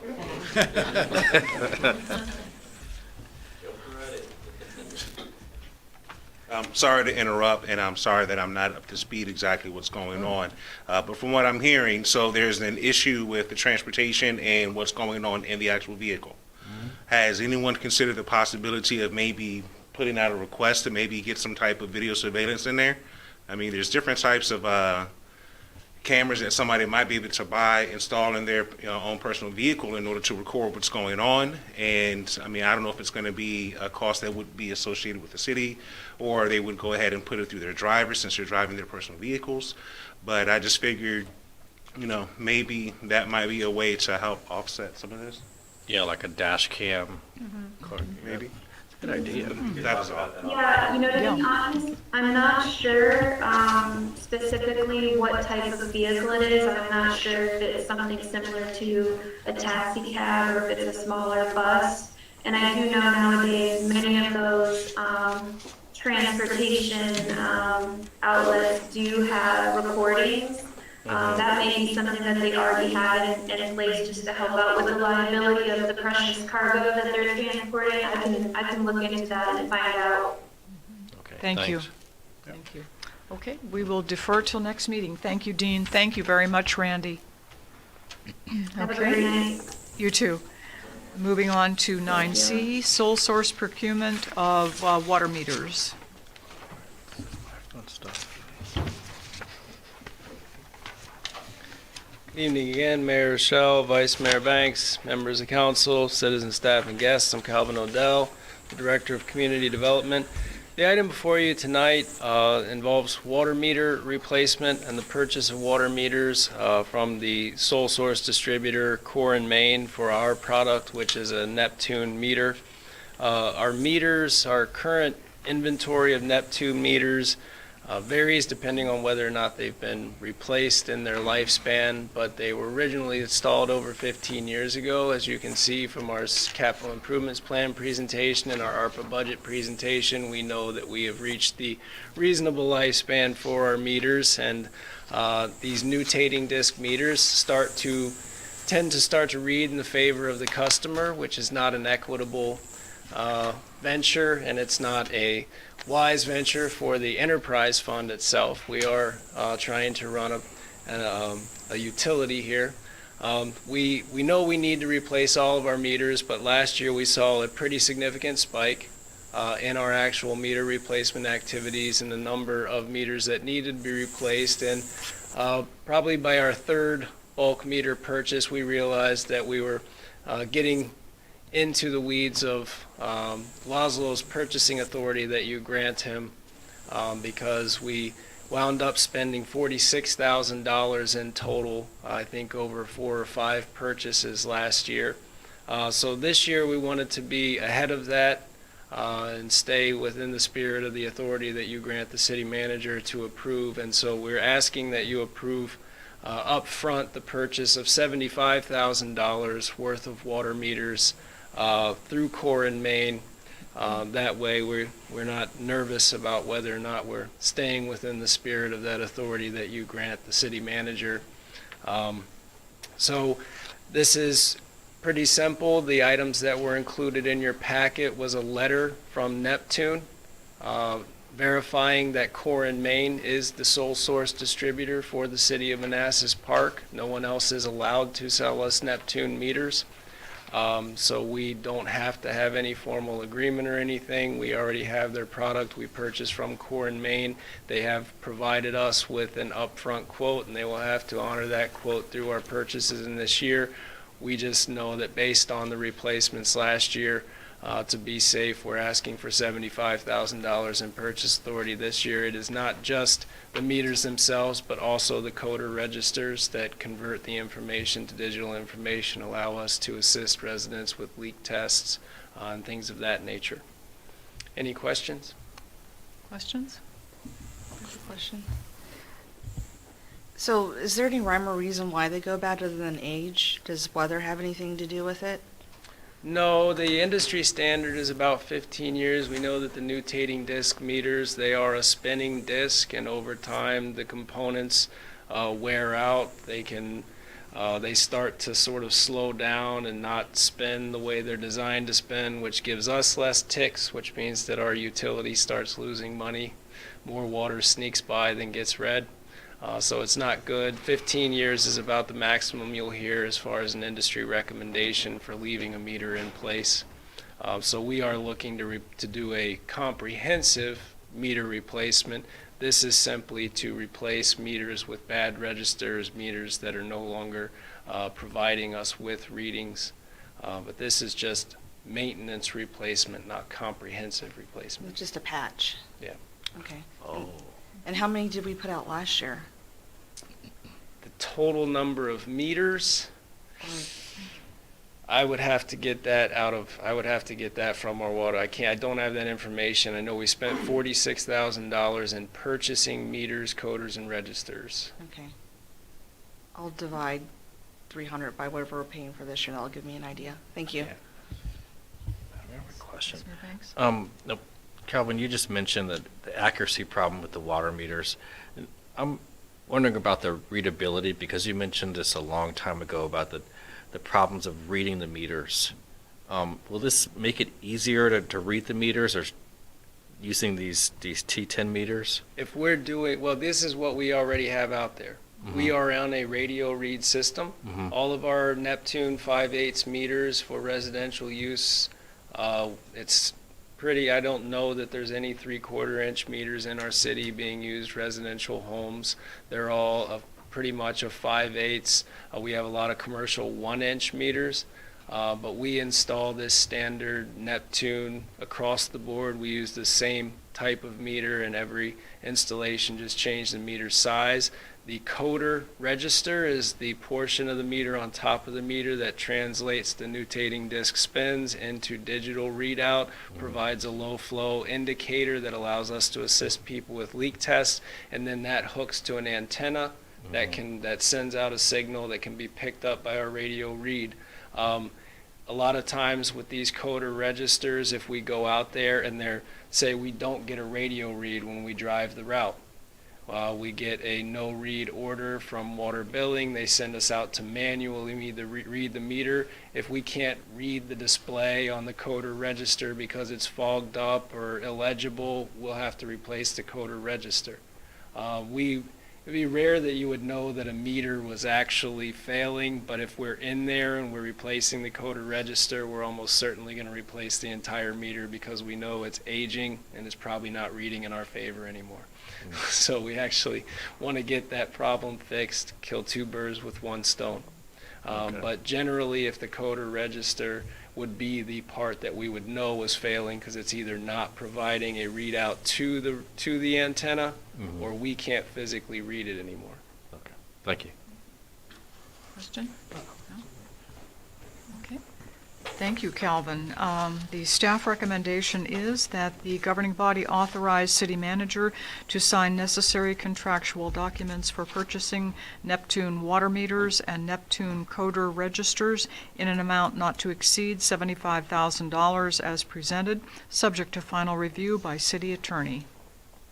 Moved. All in favor? Aye. Opposed? Abstained? Motion carries. Thank you. Oh, and Calvin's still up for 9D, extension of storm sewer at 9311 East Carondelet Drive.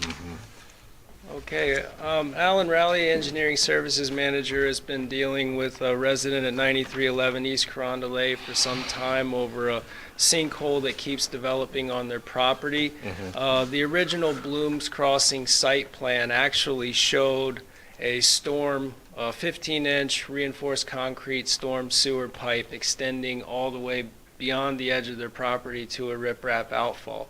For some reason, that's not what is actually installed. The pipe stops short of the property line, and this resident is left with a riprap outfall on their property. It is causing the fence to be undermined. We have been out there several times to try to repair the outfall, but the problem keeps rearing its ugly head again. Our recommendation at this point, since we don't seem to be able to fix this with in-house resources, is to go ahead and extend that pipe in accordance with the approved site plan, or the site plan that was prepared for this subdivision. We solicited bids from 5 firms to extend this RCP pipe out to the property line and construct a new outfall. And only one firm responded. That was All Site Contracting. Their bid on the project was $33,470. As usual, we were asking to include a contingency in that so that we have some cushion in our spending authority to account for unknown variables. The 20% contingency on that amount would be $6,694. So the total spending allowance that we're asking for is $40,164. This would be coming out of the stormwater repairs, replacement, and upgrades and maintenance line item in the capital budget. Calvin, how long has this been an ongoing issue? I first heard about it almost immediately after Alan Rowley started, so I know that this has been going on for more than around 3 or 4 years that I've known about. We couldn't find any calls into Public Works or any service records beyond that, but we have already repaired it twice in that short period of time, and it just keeps coming back. There doesn't seem to be a way to fix this without either greatly encumbering this person's property with some sort of concrete outfall structure. The best way to handle this and leave them with the yard space they're used to is to extend this pipe out beyond their property so that they won't be further inconvenienced by the stormwater eroding their property. Thank you. Questions? A quick question. Yes. Is there any other situation similar to that in the city?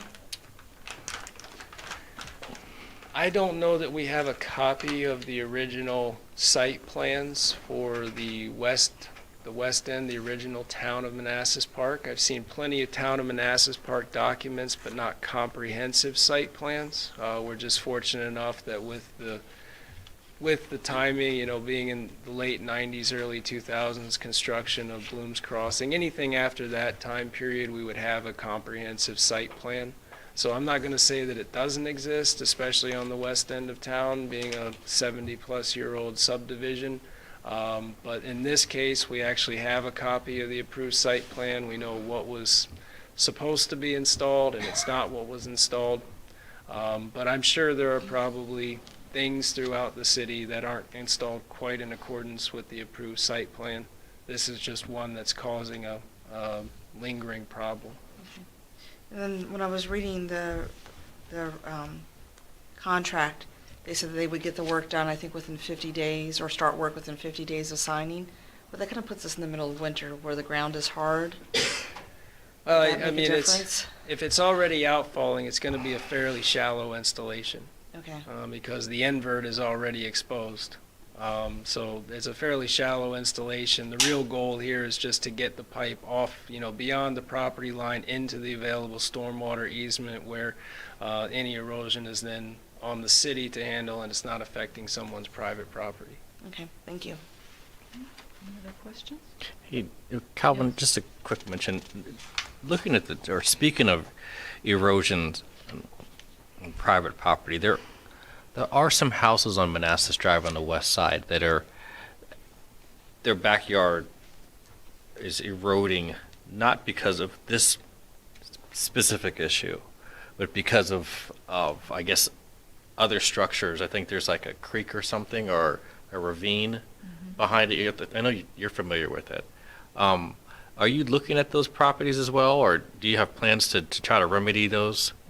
As I said, we don't have original site plans, detailed site plans. I've seen several documents that give some sort of depiction of the original town. Remember, though, we weren't a city when the town was built. Those plans would have been submitted under Prince William County, and we unfortunately haven't retained all of those records. I'm not even sure that those records were ever transferred to the city's possession. I know that as people have built, some jurisdictions require comprehensive drainage plans, even for minor residential improvements such as additions and accessory structures. That's something that we've contemplated here. We've had some instances where it was clear that the improvement someone was proposing was going to create a drainage issue. The problem is that by the time someone hires a surveyor and an engineer to do a comprehensive drainage plan for their site, if they were doing that to install an $800 shed, and they spend $35,000 in engineering to produce a drainage plan, they're probably not going to build their shed. So I can see why the decisions have been made in the past to not require comprehensive drainage plans for minor improvements. But I'm not going to say bad decisions haven't been made. I have been to properties where clearly there was intended to be a swale, and all of a sudden the swale stops and something's built there, or the grade has been changed. Right. Probably not by the natural deposition of suspended solids and silts, but probably because somebody got tired of that swale being there or wanted to build something else there, and that's sure to cause drainage problems. And as long as that's affecting your property, fine. When it starts affecting your neighbor's property, not so fine. And there are civil remedies there between those two parties, but I'm not going to say there's not issues throughout. There's issues throughout any city, and drainage is something that's probably one of the most common issues. Yeah. So, thanks.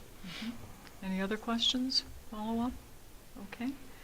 Thank you, Calvin. The staff recommendation is that the governing body authorize city manager to sign an agreement with Allsite to extend the storm sewer at 9311 East Carondelet Drive to the property line as originally designed and construct a stable outfall at a cost not to exceed $40,164 as presented, subject to final review by city attorney. So moved. Second. All in favor? Aye. Opposed? Abstained? Motion carries. Thank you, Calvin. 9E is update and ratification of Manassas Drive sinkhole costs. okay. This is one of those good news, bad news presentations. The good news is the culvert repair is nearly 100% completed, only some minor utility work remaining. The corrugated metal pipe is in one continuous run from head wall to end wall, is properly compacted, sitting on concrete cradle and 100% lined. So the problem is solved. Unfortunately, we had some pretty bad weather, a lot of water that caused us a lot of issues, and we kept finding bad pipe. So when we came here previously and gave you a estimate for completion, and we entered into a time and materials contract, we have exceeded that our originally anticipated expenditure for quite a few reasons. One of the reasons is that on the downstream pipe section was in really bad shape, as was the upstream pipe section. We pulled out a lot of really bad pipe to get to some decent pipe. And on the downstream side, where we didn't think we were going to have to do anything, we actually had to replace a little bit of pipe and put in an end wall. That's never cheap. We needed access for machinery down on the downstream side. We didn't know that we were going to need that. We wound up replacing about 40 feet of 54-inch corrugated material, where we had originally thought that amount was going to be negligible, more like a point repair, but instead we replaced 40 feet of pipe. We had to pour a concrete cradle under the pipe based on the soil conditions we encountered. So the sections that we installed have a nice concrete cradle, the same process that we used when we did the Mosby culvert replacement, and also an anti-seep collar to keep water that's hitting up against the embankment from seeping around and causing further soil issues around the pipe. And we also, in the process of getting to good material, we kept getting farther and farther under Manassas Drive. And so there was a lot more curb and gutter and pavement restoration than we originally anticipated. And we were in a time and material situation, and we kept having to battle a little bit of excavation one day and then restabilization so that we could come back in the next morning and start excavation again. Took a lot longer than we anticipated.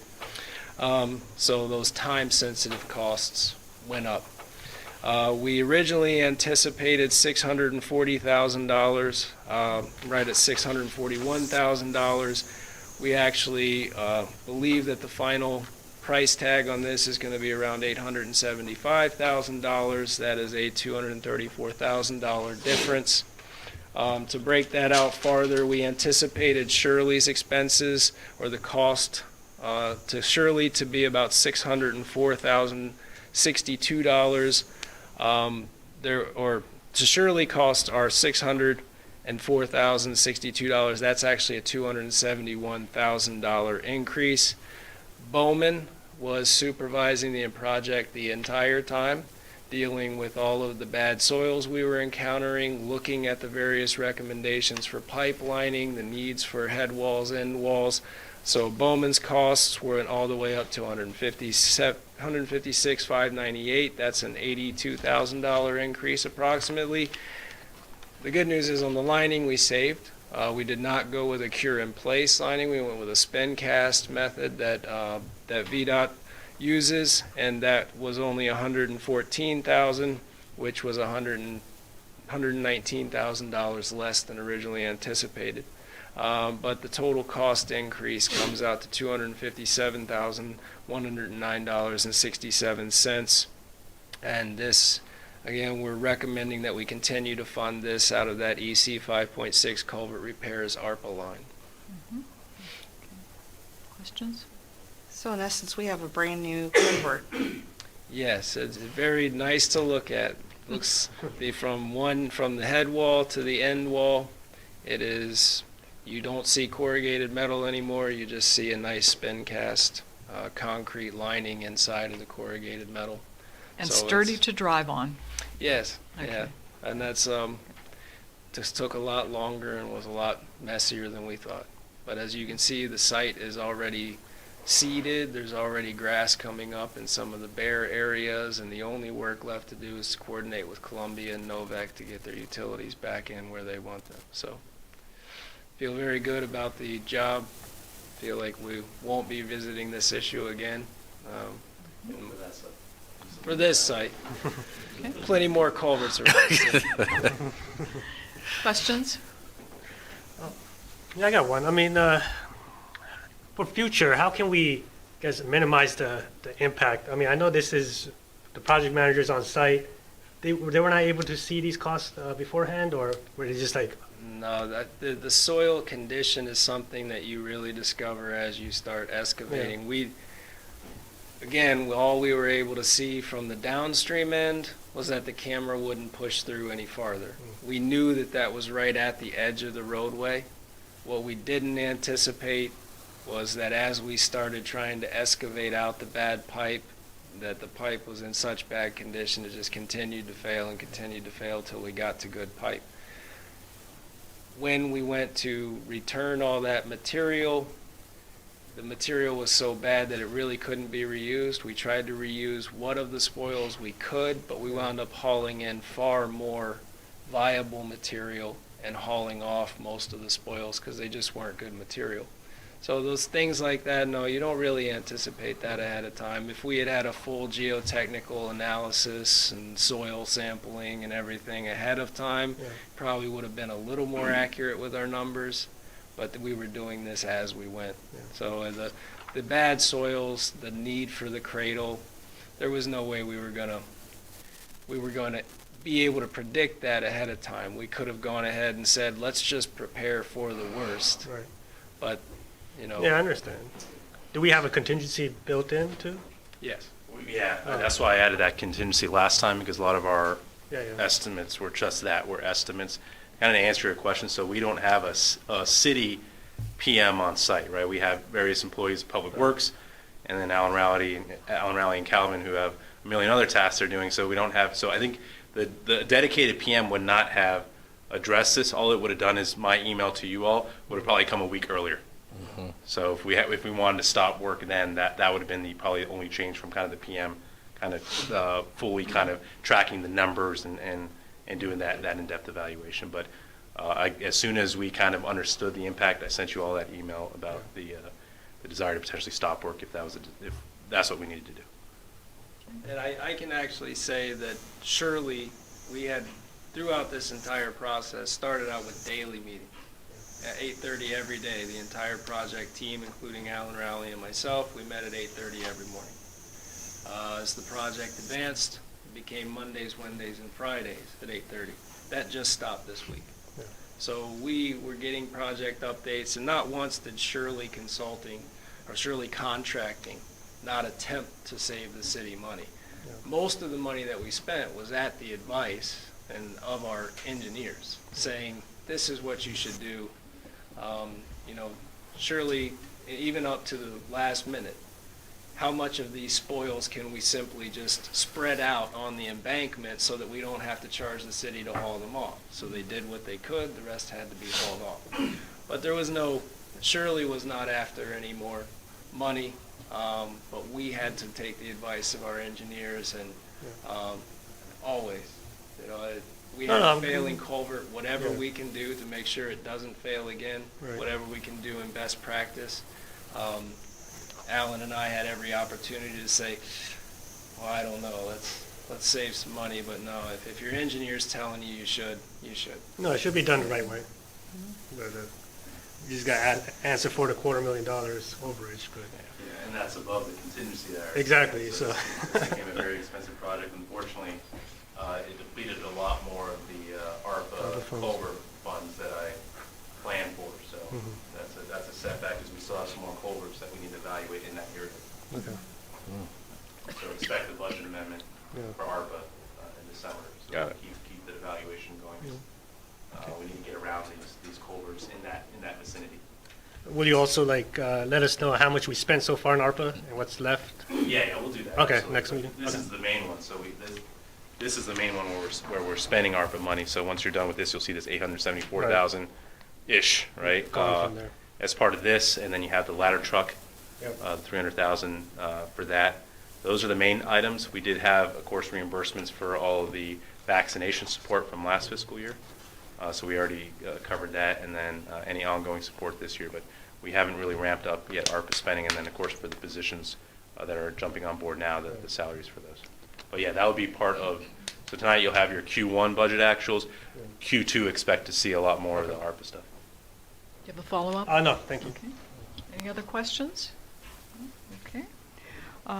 Staff recommendation is that the governing body authorize an increase in funding of $257,109.67 for the repair of the Manassas Drive at Railroad Drive sinkhole as presented. Moved. All in favor? Aye. Opposed? Abstained? Motion carries. Thank you, Calvin. Oh, my goodness, this still is really there. your This night, is your isn't it, night. Calvin? Oh, 9F, on-call engineering services. Okay, so this is actually a Connor Drive extension agenda item. We, as you know, Bowman Consulting was the project engineer for the design of Connor Drive extension. We have reached a point with the Connor Drive extension. We've purchased we're in the process of purchasing the wetlands credits. We have Novec was out there the past couple weeks relocating or doing phase 1 of their relocation. We are still waiting for Columbia Gas to give us an exact date when they'll be out there to do their relocation, but we are turning that corner where we need to put this project out to bid. We don't want to step into the RFP process without an updated construction estimate. The last estimate is now reaching a year and a half old. We want to be sure that we know what we're putting out to bid, what our engineer thinks it could cost before we actually issue the RFP. We also want the ability to have some RFP related services, bid reviews, things like that if we need them. But in order to continue to have Bowman serve as the engineer, their master on-call agreement needs to be extended. It will expire this December. And this work that we are asking Bowman to continue to participate on will continue throughout the Connor Drive project, even once the contractor is on site. So this is really two parts. First of all, in order to allow Bowman to continue to work under this, we have to extend their master agreement, their master on-call agreement with the city, and then they also have supplied a change order for some of the things that we've requested. Basically, what we've requested a quote for is an update on the construction estimate, for them to provide the construction specifications for our RFP. The staff will still put together the RFP for construction services, but they will provide the construction specifications. Bid phase services, which would include answering any RFIs about engineering related requests for information, and evaluating the bids, looking at contractor qualifications and things like that. That is optional. Construction phasing and access plan. If the contractor has access issues, especially around Route 28, Bowman would then be obligated to provide a phasing and access plan, but that is also optional. And construction engineering and construction management, this you're probably very familiar with. This is where, same thing as with the culvert, they provide someone on site every day to witness the construction, take notes of the activity out there, speak with the contractor on progress, make sure that things are going in accordance with their plans and specifications. Also, geotechnical support, that's always an issue throughout any construction project, making sure that we actually have when geotechnical questions come up, they're quickly addressed and answered by a geotechnical engineer. Third-party inspection and testing, so actually providing any sort of compaction analysis,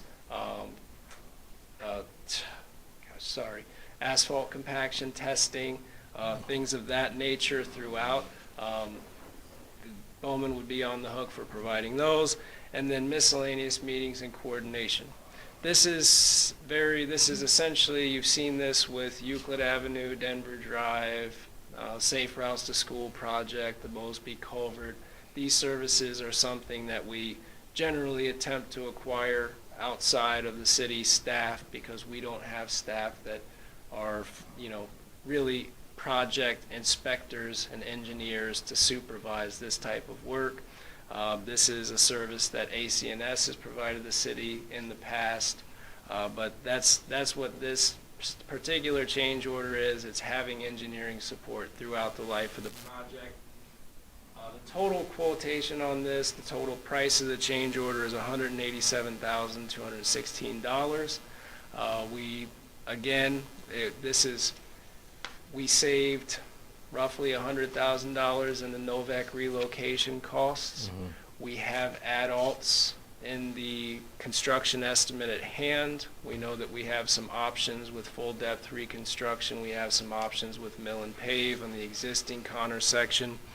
And we did not go over budget on the wetlands. We actually came in a little under budget on the wetlands and stream credits.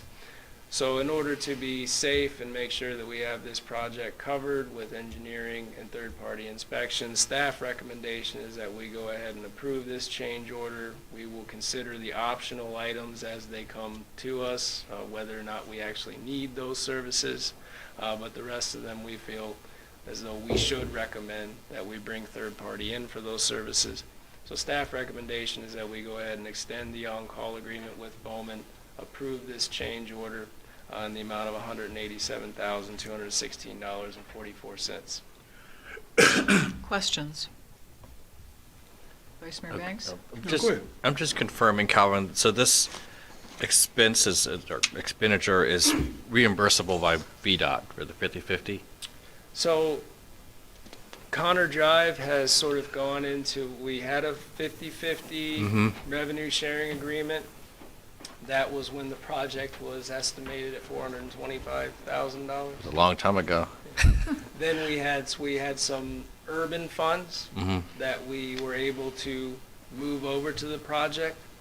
So for a while, we've been getting reimbursed at 95%. Oh, wow.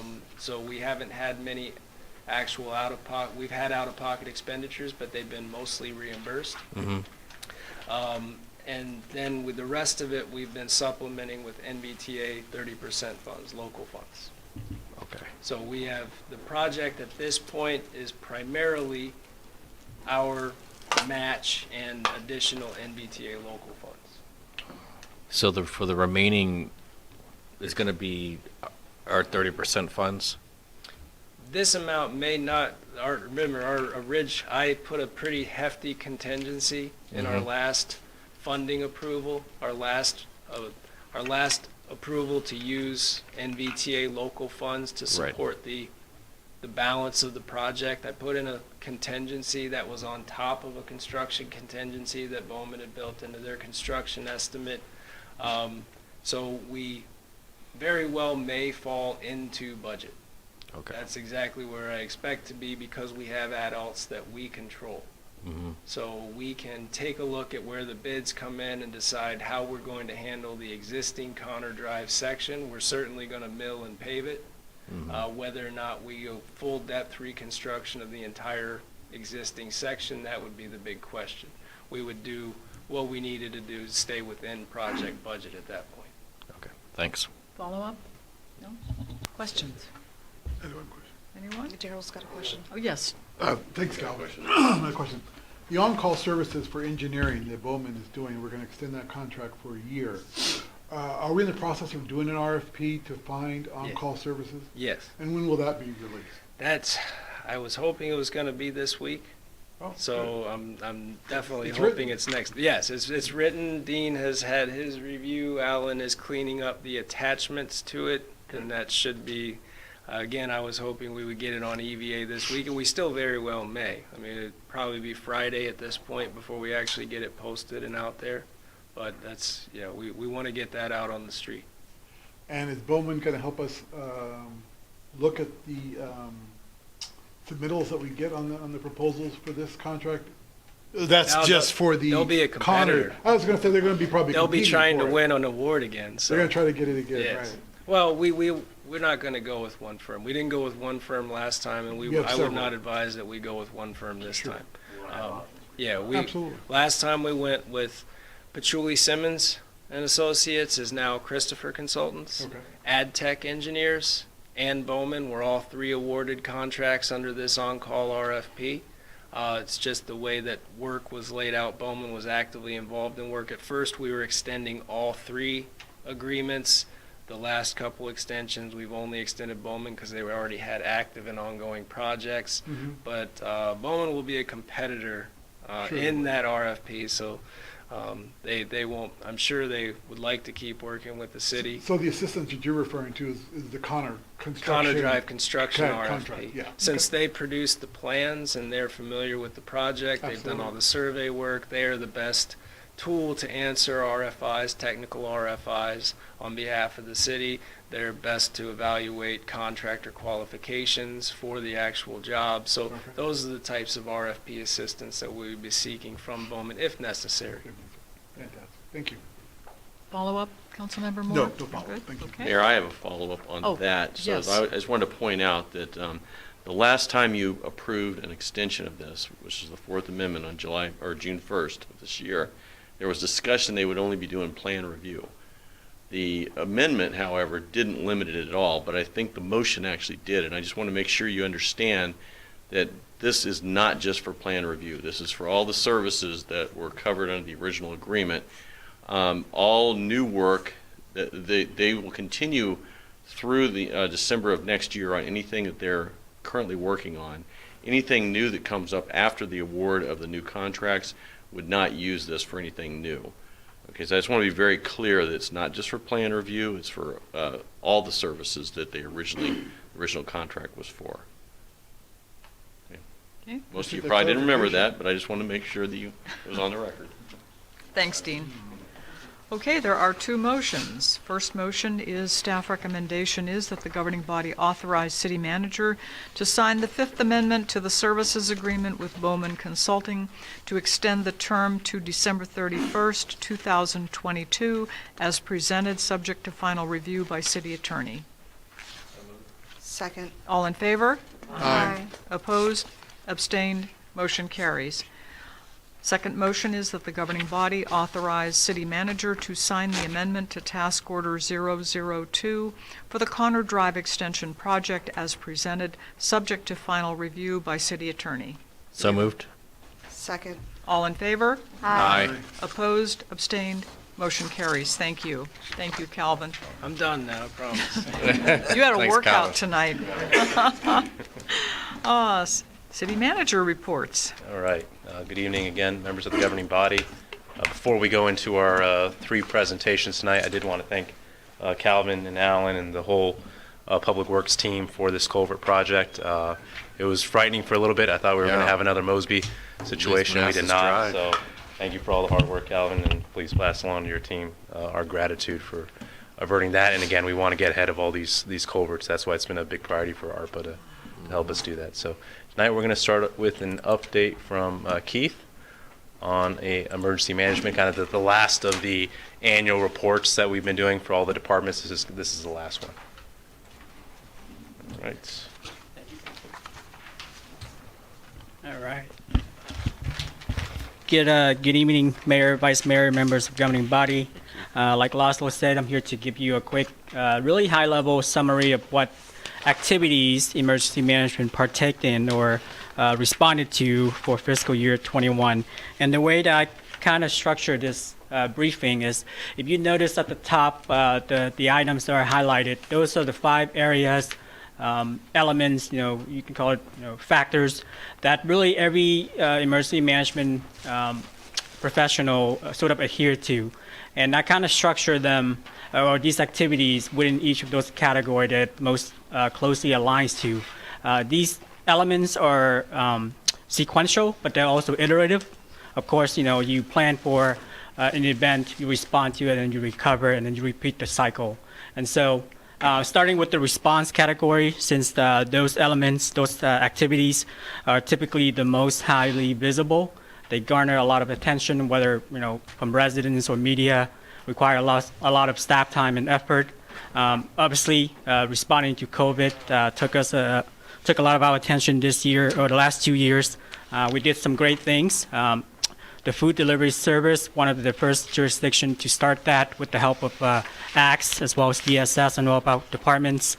Testing and vaccination is still ongoing. We recently added homebound vaccination. And then, through it all, of course, we maintain our PPE level to make sure that we're ready ourselves to respond to the COVID pandemic. At this point, I just want to thank the department staff. Obviously, some of these things were not in their traditional wheelhouse, but they were really flexible and adapted to the pandemic. And also our community partners. I mentioned ACTS, but also the Mason and Partners Clinic. We really couldn't have done what we did during COVID without them. Some of the other events or incidences that were noteworthy, I'm sure you remember the Mosby water main break. That was an unfortunate incident, but I think the staff did a good job responding. We had a couple of snow emergency.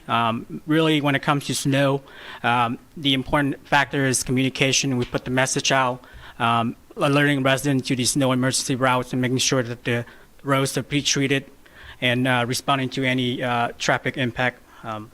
Additionally, if you recall, we had a Colonial pipeline incident. I think it resulted in about 2 days of gas shortages in the city. However, the staff was able to react quickly. We adjusted our operational posture and maintained really continuity of operation throughout the entire event. So that was it. Publicly, if we can thank the 7-Eleven on Andrew Drive Shopping Center as a reminder, because they agreed with the city to keep some kind of strategic reserve to make sure that our police and fire and others would have gas for those until we realized that we were going to get a supply, because the state wasn't sure, no one was sure what was going to happen. So we thank 7-Eleven, Andrew Drive Shopping Center. If you ever go there, please thank them for working with the city. So, Thank you. Thanks. I just want to bring that up. Yeah, that was a good point. We really did work well with some of our local businesses, and then of course we continue to stay on call for hurricane season, winter emergency. The one that come to mind is the tropical storm Isaias, and then we also stay on call for really any malfunction that occurs on the railroad crossing. We identified as a sort of a critical potential threat in the city if something were to happen. So we're always on call whenever there's a malfunction at that junction.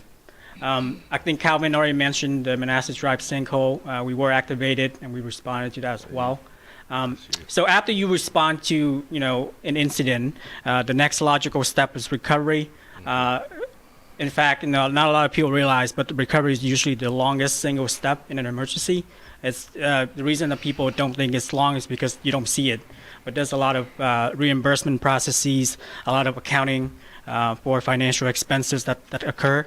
That's the same thing for us. I'm still working on some of the grants that we get to kind of improve our mass casualty capability. We're still working on FEMA reimbursement for all the expenses that we incur for cleaning supplies and PPE, as well as staff overtime for vaccination support. And of course, working with Chris and the finance department and treasurer to provide support to our residents through the various relief programs, rent, mortgage, utility, etc. In terms of the other three categories, prevention, mitigation, preparedness, there's strong overlap between the three of them. I'll kind of start from left to right. For prevention, we really take testing and vaccination seriously as a staff. We encourage staff to do so. You can see the percentage there. A pretty good number of staff have been vaccinated. For prevention, the other really big focus area is communication, especially public educational outreach. Laszlo participated in the COVID town hall at the county with the Prince William Health District. We implemented sort of a Safety Sunday campaign on social media. I think some of you may have seen it. It's just kind of focusing on safety tips for daily tasks and seasonal safety tips.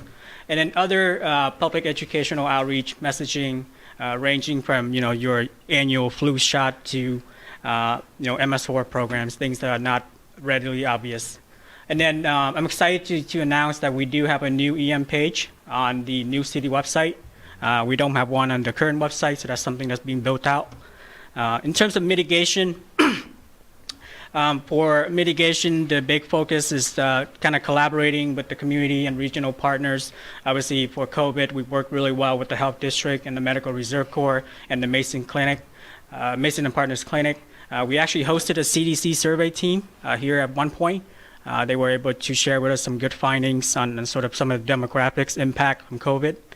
And then another thing that's kind of interesting, we're starting to work with the registrar on sort of improving election cybersecurity and cybersecurity as a whole as well. That's becoming a focus for some of the regional efforts, particularly COG. So we're putting increased emphasis on that.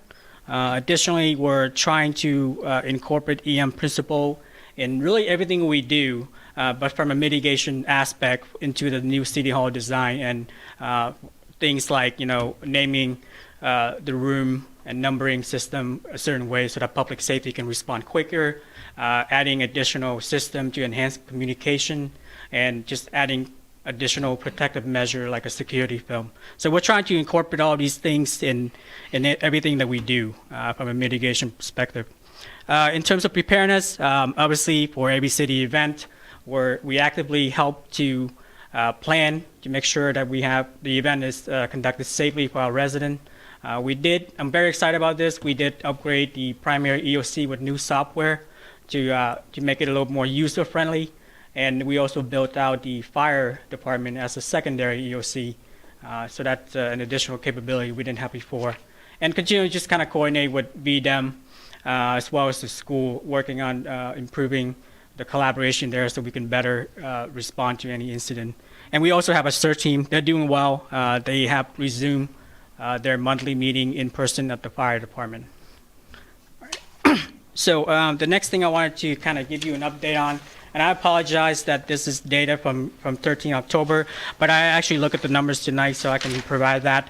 Essentially, this is kind of where we are numbers-wise. All three jurisdictions have now started to use the VDH dashboard. Before, there was a Prince William Health District dashboard that we were referencing. However, all three jurisdictions now are using this dashboard so that we can all have a common operating picture. Currently, the updated numbers for cases as well as hospitalization has increased by 1. That is data as of today. However, the number of deaths remain the same as 0. Essentially, we're seeing the trend of declining deaths and hospitalization for the past 90 days. Because of that, city manager has revised the mask mandate to go from required in public facility to be encouraged for those not vaccinated. Before we move on, just as a reminder for everybody, this was the spike that was causing impacts in this area here, was causing impacts regionally. Regionally, it was a lot worse. We were always kind of on the lower end, but that's what was causing issues with hospitals. That the hospitals reached out to the jurisdictions for assistance, but since then, hospitalizations have been going down. And you can see we've had a minimal impact in terms of data, in terms of cases. And that's why we felt comfortable. We've been at,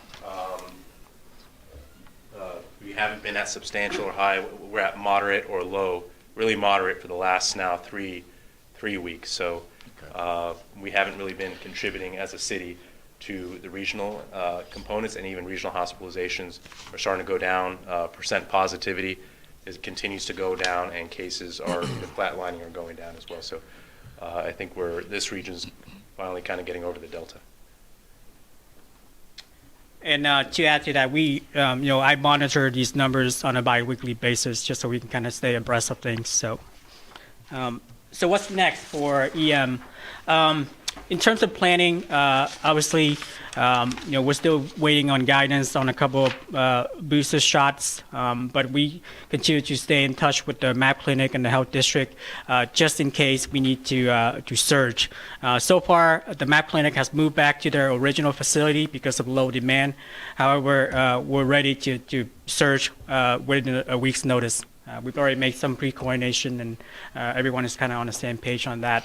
The winter season is coming, so like always, we'll prepare for emergency messaging as well as no emergency routes. I'm very excited to onboard. We're advertising for an EM planner, and the public health coordinator has accepted his offer. So I'm very excited to onboard those folks to kind of help me out with some aspects of EM. And then I mentioned the cybersecurity thing. I think that's going to be a focus for us going forward. We certainly want to prevent any sort of potential ransom-related attack.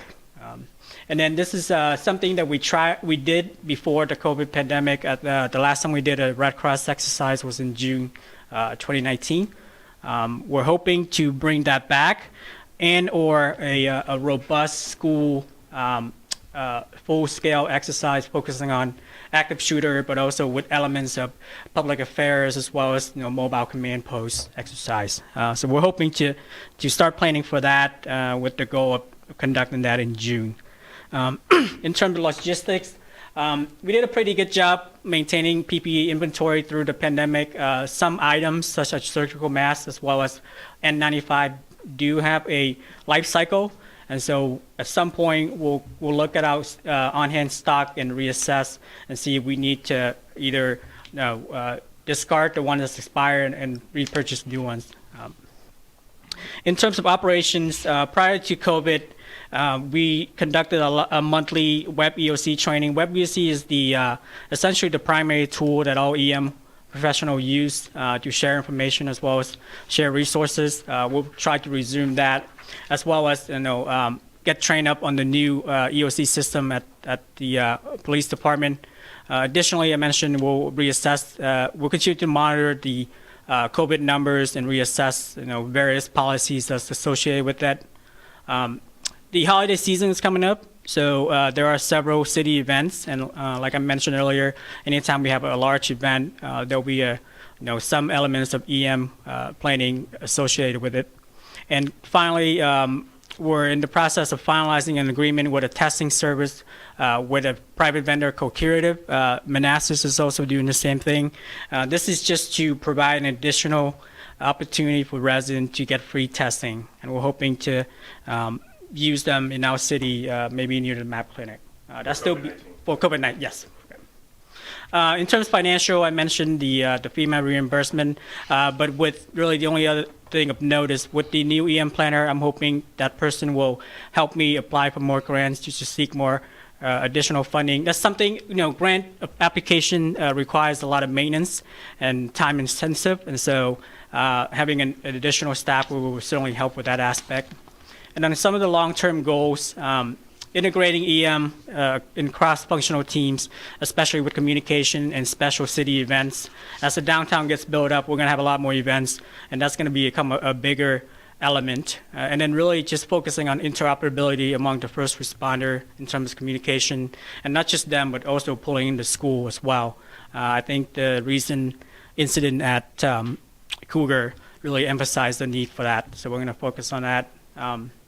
And then just I'm excited as well with the last bullet. Chris is working hard to get GIS, and that's really going to help me out as an EM coordinator, really through the entire life cycle of EM planning, whether it's situational awareness in the front end, reporting during the event, and some of the damage assessment on the back end. So with that being said, I can take any questions. Questions? Yeah. Questions? Yes. Keith, thank you for this presentation, and especially for your life factor chart on emergency management. I just wanted to mention, something I've noticed, and I'm sure we all are aware of it, and especially speaking of recovery, is COVID burnout and fatigue is real. And it affects people differently, but physically and psychologically. And so, I think it's just important that, I guess all of us, we kind of take time out for ourselves to recover and to take a break and relax on whatever that you need to do to recover. But that time for yourself is very important, because I've seen this in other areas of my life, and my colleagues are affected in different ways, and they need that time out. So just wanted to mention that in terms of recovery. I know it's not on here and it's not supposed to be on here, but just to mention that. Yeah, I think that's a great point, because we've seen a lot more issues when it comes to mental health as well. Right. But you talk about fatigue. That's why we're sticking with the data, right? When the data kind of requires action, we're going to take action. But we're not just going to keep something constant, and people get tired of it, and then they don't want to do it anymore. And then when the data is getting worse, you just get less compliance with the requirements. So we're going to continue to track the data and respond to the data to make sure that we're proactive in keeping people safe and not creating more fatigue from residents. Follow up? Any other questions? I just have one quick one. Yes. During, I guess, the summer, we have the heat waves. Currently, we only have one cooling site, which is the community center. PD is also one as well. Police department too. Would be, I guess, one located, I guess, in our downtown, like the library, or can one of those be designated for this side of the area as well? We'll look at that, and we'll definitely Yeah. we'll get back to you, but Sure. we'll have to evaluate that. Thank you. Follow up, Haseeb? No. Okay. Thank you, Keith. Thank you. Do you want me to pull up the? Yeah. All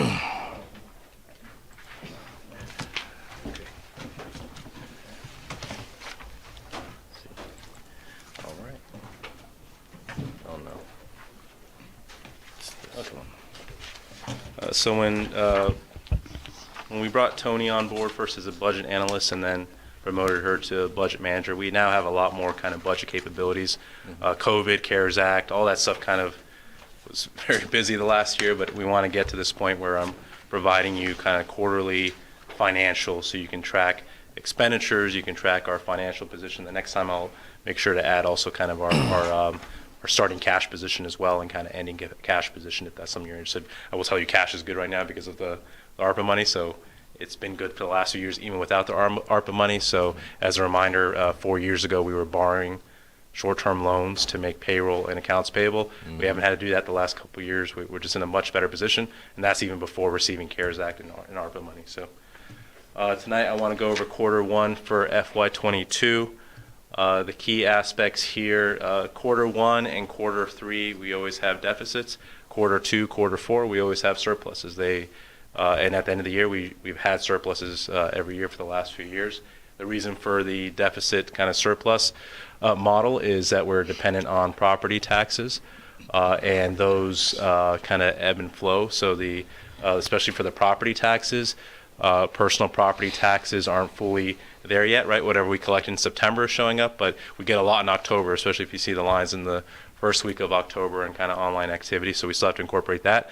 And of course, and that's in the fall. And then the more important one is in December with the real estate tax revenue and stormwater revenue. And then again in June, real estate and stormwater revenues, we get those. Those are the biggest surges of revenue we get as a city. So in the fall, we have the personal property tax support, usually around October. Then we also start getting a significant amount of B-pull as well in the spring. So we do have some support even during Q1 and Q3, but it's not as significant as quarter two and quarter four, and that's why you're going to see the big deficits quarter one and quarter three, and then big surpluses quarter two and quarter four. From an expenditure standpoint, I just wanted to point out that both our police and fire, and especially fire, I think police may be short one, but we're finally fully staffed. The fire department, remember when you all approved the overages a few years ago? We've gotten to the overages. We have never gotten to the overages before because of recruitment and retention challenges. So we're doing actually very well, and you saw it with Valerie's numbers last week. From a retention standpoint, FY21 looked a lot better than 20, and FY22 is looking better so far than 21. So that's very exciting from fire department standpoint to finally have a fully staffed organization. What that means this year is you're going to have a higher kind of salary line item expenditure and then hopefully a reduced overtime, if that makes sense. Also, before you continue, let me ask, is the fire department fully staffed? Does that include extra personnel needed for the ladder truck? No, because that's not budgeted. Yeah. So what we've come up with was the budgeted to man the fire engine, or to staff the fire engine and the ambulance and the battalion vehicle. But the reason why for the overhire positions, because we did the analysis that whatever we budgeted to fully staff at that, we're never able to keep that. So I asked for permission to overhire because we always lose people to try to get the average closer to what we actually need. But we haven't budgeted. We didn't win the grant for the positions that could have helped us with staffing the ladder truck. Merchant McIntyre, FOIA'd those that did win. And we started evaluating kind of what was in those applications, what was missing from ours, and how we're going to change some of the language for next year's application. The ladder truck is actually going to help us, we believe, to secure it next year based off of what we've been reading so far for the other grants. And then a lot of the bills you'll notice, like for community development, social services, the reason why spending looks very low for them is a lot of the invoices are usually delayed. So with CSA, you'll see big time where a lot of the invoices start showing up a few months after the case, and that's going to be the biggest expenditure for social services. And then for Calvin, the fuel expenditures, all those things kind of are usually a month or two behind as well. So you'll start seeing a bigger increase in spending there in quarter two. For those overall, I did note that payroll is not equalized across quarters, so we had 5 pay periods in that quarter. We're a 26 pay period entity, so it's a little bit less. It's not a static, full 3 months worth of pay. It's based off of pay period, so quarter one is a little bit less in terms of pay period. I expect quarter two to be a lot more because October has 3 pay periods. So you'll see a little bit increase in terms of salaries in quarter two.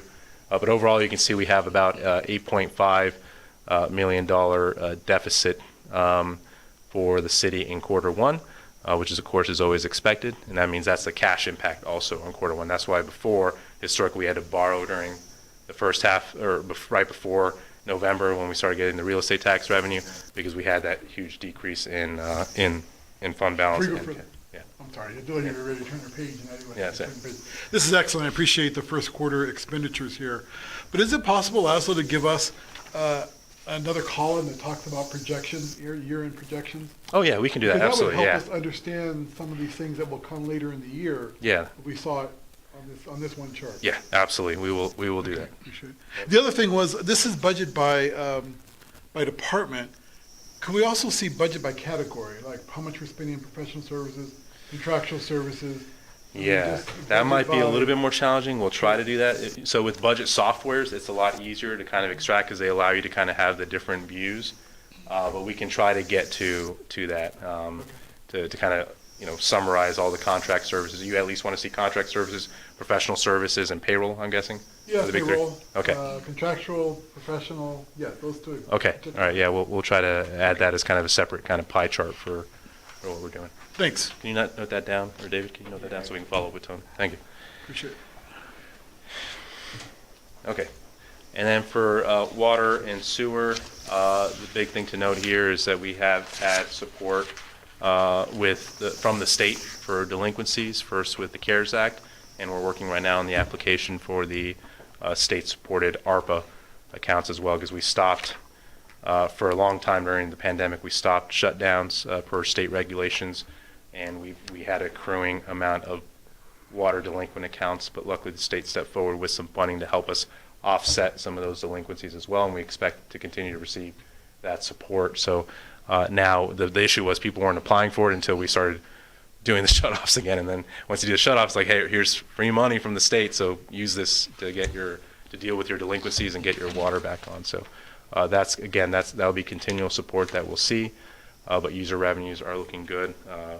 Nothing really to report else for the expenditure side. You see there's a small deficit there. We have that plan, so every year, again, we're spending down the fund balance for the water and sewer, so you can see in the revenue line, my mouse is not here, where it says reserve transfer, we actually budget, remember, to have deficits and to cover those with previous year's surpluses to spend down that fund balance to really ramp up our water and sewer investments. So expect to always have a deficit from real time for water and sewer until we get to that level where our fund balance is at a good position in a few years. Okay, and then stormwater and solid waste, again, just a reminder, stormwater, we don't get revenues until around November, December, because the stormwater bills go out with the real estate tax bill. Spending has been small on this. I just want to note that the culvert repairs were paid from the general fund with ARPA. That's why that row there, the capital expenditures for stormwater look very small, because normally it would go there. We wouldn't have had the funds, so you can see, to do, it would have eaten the entire capital budget, that one project, if we didn't utilize the ARPA funds for that. And then for the solid waste, the trash contract services usually shows up about 2 months behind on expenditure. So it catches up at the end of the year. We're still getting bills. We're still paying things off in finance department in July, August, and sometimes even September, which is why it takes us a while to kind of close the previous year's budget. But that means that real time during the year, we're always going to be delayed in a lot of expenditures and in revenues as well. Trash, we're getting surplus, yes. Trash contract, when does the Patriot contract expire? Calendar year, June 30th. This June coming up, okay. Thank you. Okay, so summarizing for quarter one, $7.3 million in revenue and $15.8 million in expenditures, and this again just for the, this is actually as a total, so about an $8.5 million total loss in city cash across all funds and total deficit across all city funds in quarter one. And again, I just want to reiterate, quarter two, we will see a surplus on all these funds, and just to reiterate, Q3, Q4 is when we see, or Q3 is when we see it, we'll see a deficit, and Q4 you'll see a surplus. So do you want us to project by quarter or just annual, like where we'll be at the end of the year? Okay, all right, good, that'll be a lot easier. So again, just a reminder, we've been generating surpluses now the last few years, and we don't operate like, maybe federal government agencies where if they don't spend it, they lose it. We kind of take pride in coming under budget and spending only those city tax dollars that are absolutely necessary. So we continue to do that, and we'll hope to show you some good numbers in December in terms of our FY21 surplus amounts. Any questions on that? Questions? No? Okay, thank you. All right. That was great. On to the next item here. Okay. So the city decal ticket fines, and I should have added the word tickets before the fines, so my apologies. I did it on the website, I forgot it on this presentation, just to avoid confusion, because there's a $25 fee, and then there's a ticket fine if you don't have the decals themselves. So I've been asked to evaluate the reduction in the ticket fee amount and what the potential impacts would be. So right now, that when police ticket someone for failure to register their vehicle and have a place a city decal, it's a $250 fine. And so I just want to present some numbers tonight to help you in your evaluation on whether we believe it's a good idea to reduce that fine amount or not. So to start off with, I'm showing the last 3 fiscal years, total number of violations just for decals, not total parking ticket violations, but just for decals. But decals are roughly running at or more than 50% of total ticket volume. So it's one of the biggest issues we see from a parking enforcement standpoint. And you can see the revenues collected and revenues uncollected each fiscal year. You can see FY22 with our parking enforcement officer, we're on pace. We're already halfway, more than half of the tickets compared to FY21. Quick question, is that first quarter or is that year to date? That's first quarter. Okay. It's first quarter for FY22. Okay. Yep. So that's a lot. So our parking enforcement officer is really going out there, and I guess this seems to be one of the big issues that we continue to see. So despite the $250 fine, it hasn't fully deterred residents. So you talked to the commissioner. Did she leave? I think she left. Okay. You talk to the commissioner, you see Patty, you talk to them. They're definitely getting more people now saying, oh, I got this ticket, I need to register my car, right? So it's had an impact, but even that has not fully deterred the violations continue, and especially, again, in that central part of the city, and you'll see a map here in a couple slides showing that. And then again, there's people who are violating more than once, so the 250 is not deterring them from continuing to violate, right? And one of the issues, and per my conversation with Debbie, she told me historically that it used to be $125, the fee, right. And then the governing body in the past raised it to $250 because that $125 was less than the tax, so people were actually just paying the ticket and avoiding the tax. So you kind of brought that historical context. So there's repeat violers, and we just wanted to show you those numbers. In FY20 is 123. FY21 it's about 184. Is that for the same vehicle or for other vehicles? If you have 2 or 3 vehicles in your family? It'd be the same vehicle, right? For the repeat? Yeah. Yeah, I believe it's for the same vehicle. We ran the numbers for. Yeah, because I don't think we track it by family. I think it's tracked by vehicle. Yeah. So it's not assigned to a specific resident. The ticket it's assigned to a vehicle. Like if I own 2 cars in my yard and both of them don't have decals. Yeah, so actually it could be less. Yeah. So to that point, because it's tracked by vehicle, right. It's probably not. That's not maybe the amount of residents. It's the number of vehicles. So you're right about that. Yeah. Let me ask one more question regarding that. You said received 2 more violations. Is it like one vehicle officer tickets it, and then maybe 2 weeks later another officer tickets the same vehicle? Is that a possibility? But it's usually you're supposed to be doing an internal review of that so that you're not getting another ticket for another month. Yeah, we usually wait for 30 days. So if that does happen, yeah. We usually waive the second one because we want to be reasonable in terms of giving them time to go to the treasurer and the commissioner register their vehicle, treasurer pay the bill, and get their decal. So thanks, Dean, for bringing that up. We want to make sure we're giving residents the time to go do that. How long is that time? 30 days. 30 days. Yeah. And if it's during the end of September or early October, you don't want to do it then. Believe me, you want to do it during the year when the lines are a little bit more calm. These are overall parking violations, not just decals, but you can see again the revenues from the previous slide here. This is just to show you we do have a lot of parking violations that are in collections, right? Just a lot of unpaid amount of parking tickets. So I just wanted to show you, kind of give you that information about overall we have an issue with delinquencies with parking tickets, but we're getting better at it over the last 6 months at going out and collecting. This is a map that I referenced before. So our commitment always as a city is to equally support every part of our city and equally enforce every part of our city as well. So our police remain committed to that, to really scanning through the entire city equally and making sure we're ticketing across. So you can see that here where we have balance. The only issue again is specifically for decals. This is just showing decals, but ticketing again is parking tickets. You'll see the same map. It's equally scattered across, but we're noticing the decals remain a bigger and bigger violation in the central part of our city, whereas in the west and the east you can see people have taken more actions to kind of get up to date, but that's because they're long-time residents, whereas others who are coming in, brand new residents, may not understand the requirement. That's why you see the blue circles in FY21 starting to get a little bit bigger in that central part of the city, and that's why we just need help with engagement with our residents in that central part of the city, encouraging our apartments as strongly as possible to keep reminding all those new residents that they need to register their vehicle. Quick question. Yeah, Where exactly on this map falls the Central Park? yeah, I'll come show you. Right This up the is train track. 28 right here. Hold on, we can't really see Right it after from the, over here. right after the tracks. Let me go this map. That way you can all see. All right, Red. so What is that red bit?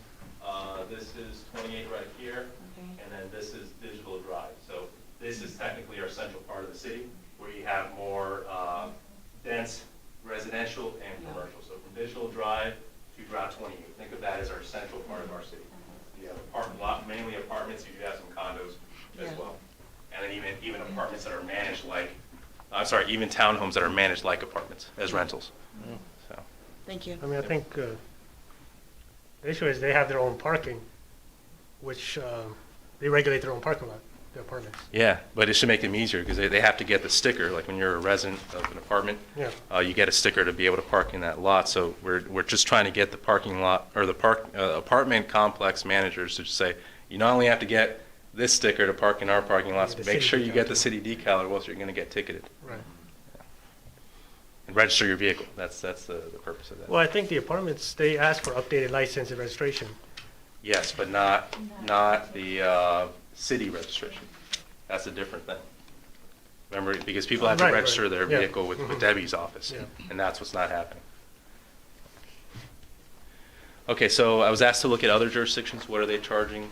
We got, Falls Church was very helpful. They shared a lot more information than the other jurisdictions, so we have a lot more data on that, so thank you very much, Falls Church. So they had the $50 fine. They didn't really see an issue with property tax compliance in their jurisdictions. You can see the ticket volumes compared to what we've been issuing in terms of tickets, so they don't seem to have the issue with the violations in their city. They're also, again, less dependent on personal property tax for their revenues. So we created this chart here just to show the ratio of personal property tax as a share of real estate tax, because real estate tax is the largest revenue source for both jurisdictions and definitely for us as well. And you can see they're usually around the 3% range in terms of dependency, where we're closer to that 10%. So we need that revenue a lot more than they do, so it's a bigger priority for us to ensure tax compliance. Manassas City and sorry, Preston, do you have a question? Lazo, does Fairfax County Police enforce false churches? I don't think so. I think they have their own They have police their own- department. Yeah, Yeah. They have their own police, Yeah. okay. They have an agreement, don't they, between Falls Church, Fairfax, and Fairfax City, I think, to enforce these things? Okay. I think they do. I don't think for police, No, no. but the jurisdictions will enforce and I think they notify each other if they have people parking, I forget the exact. Oh, okay. But it's like a shared. So they help each other out because I think so. they're probably having the same issue with the DMV of registering Fairfax City residents to Fairfax County and vice versa, so they're I may sharing. be wrong, but I think that. Okay. Yeah, that's where I'm going at.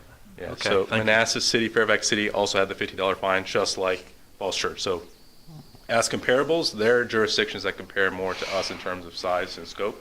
So that's one way you want to look at it. The $50, makes it aligns with what these other jurisdictions are doing.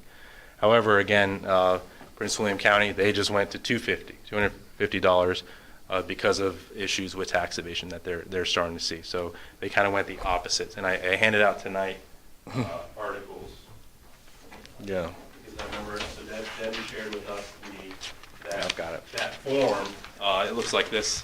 You have about 2 articles talking about what the county did and why, and then I also have the resolution and the staff agenda report that they provided. Thanks. And it's just for background, since we're not looking to make a decision tonight. We're just in the evaluation process tonight, so I wanted to give you all the information for what the county just did as well. So we're not fully out of step with the region, because our neighbor just implemented a $250 fine to address this issue that they're starting to see as well. Well, Lazo, just to clear it up, the $250 fine is not for a decal. No, because remember, we have, think of the decal as a It's proof of registration. registering your Right. vehicle. So it's the same violation, so failure to register is really, the decal is just proof that you registered your car. Yeah, but if in comparison, the other 2 jurisdictions are decal fines.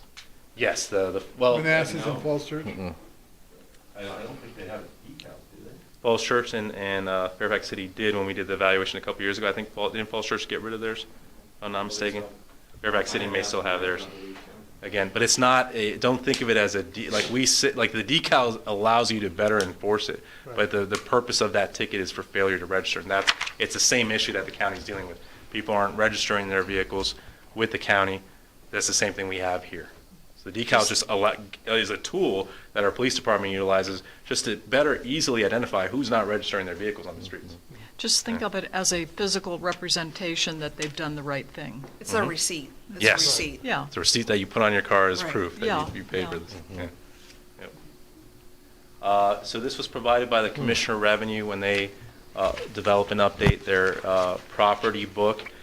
It's always complicated because tax year is usually a year behind fiscal year, if that makes sense. So when you see tax year 2017, that's fiscal year 2018, right? So current year, tax year 2021 is fiscal year 2022. I'm not going to get into it, but there was a keystone change this year that aligned the tax year with our fiscal year. That's just a background thing, so I'm not sure how that's going to screw up our numbers, but in this table, just look at it that way. The tax year is always 1 year behind our fiscal year. Does that make sense? Mm-hmm. Okay. All right, so in fiscal year 18, tax year 2017, and actually I think it may have been right before the start of FY 18. It was when I first started with the city, I think it was June of 2017, there was elimination of the permanent decal. So right before the start of fiscal year 18, and that's why I highlighted that cell. And then we went with implementation of annual decals fiscal year 20, tax year 2019. So I know it's tricky to think of those two different numbers, but that's so for the last 3 years, the last 3 tax years, we've had the decal requirement. The first tax year, we extended enforcement, I believe, 60 days before we started enforcement.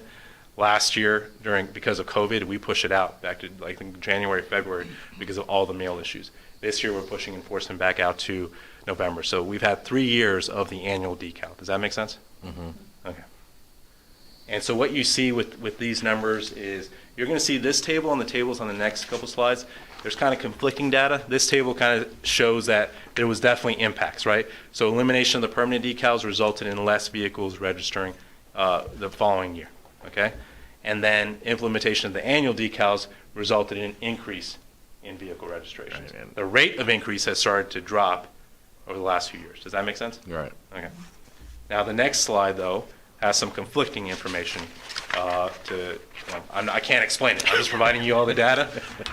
So I'm going to provide you guys information, and again, Debbie was here to kind of advocate for not doing that.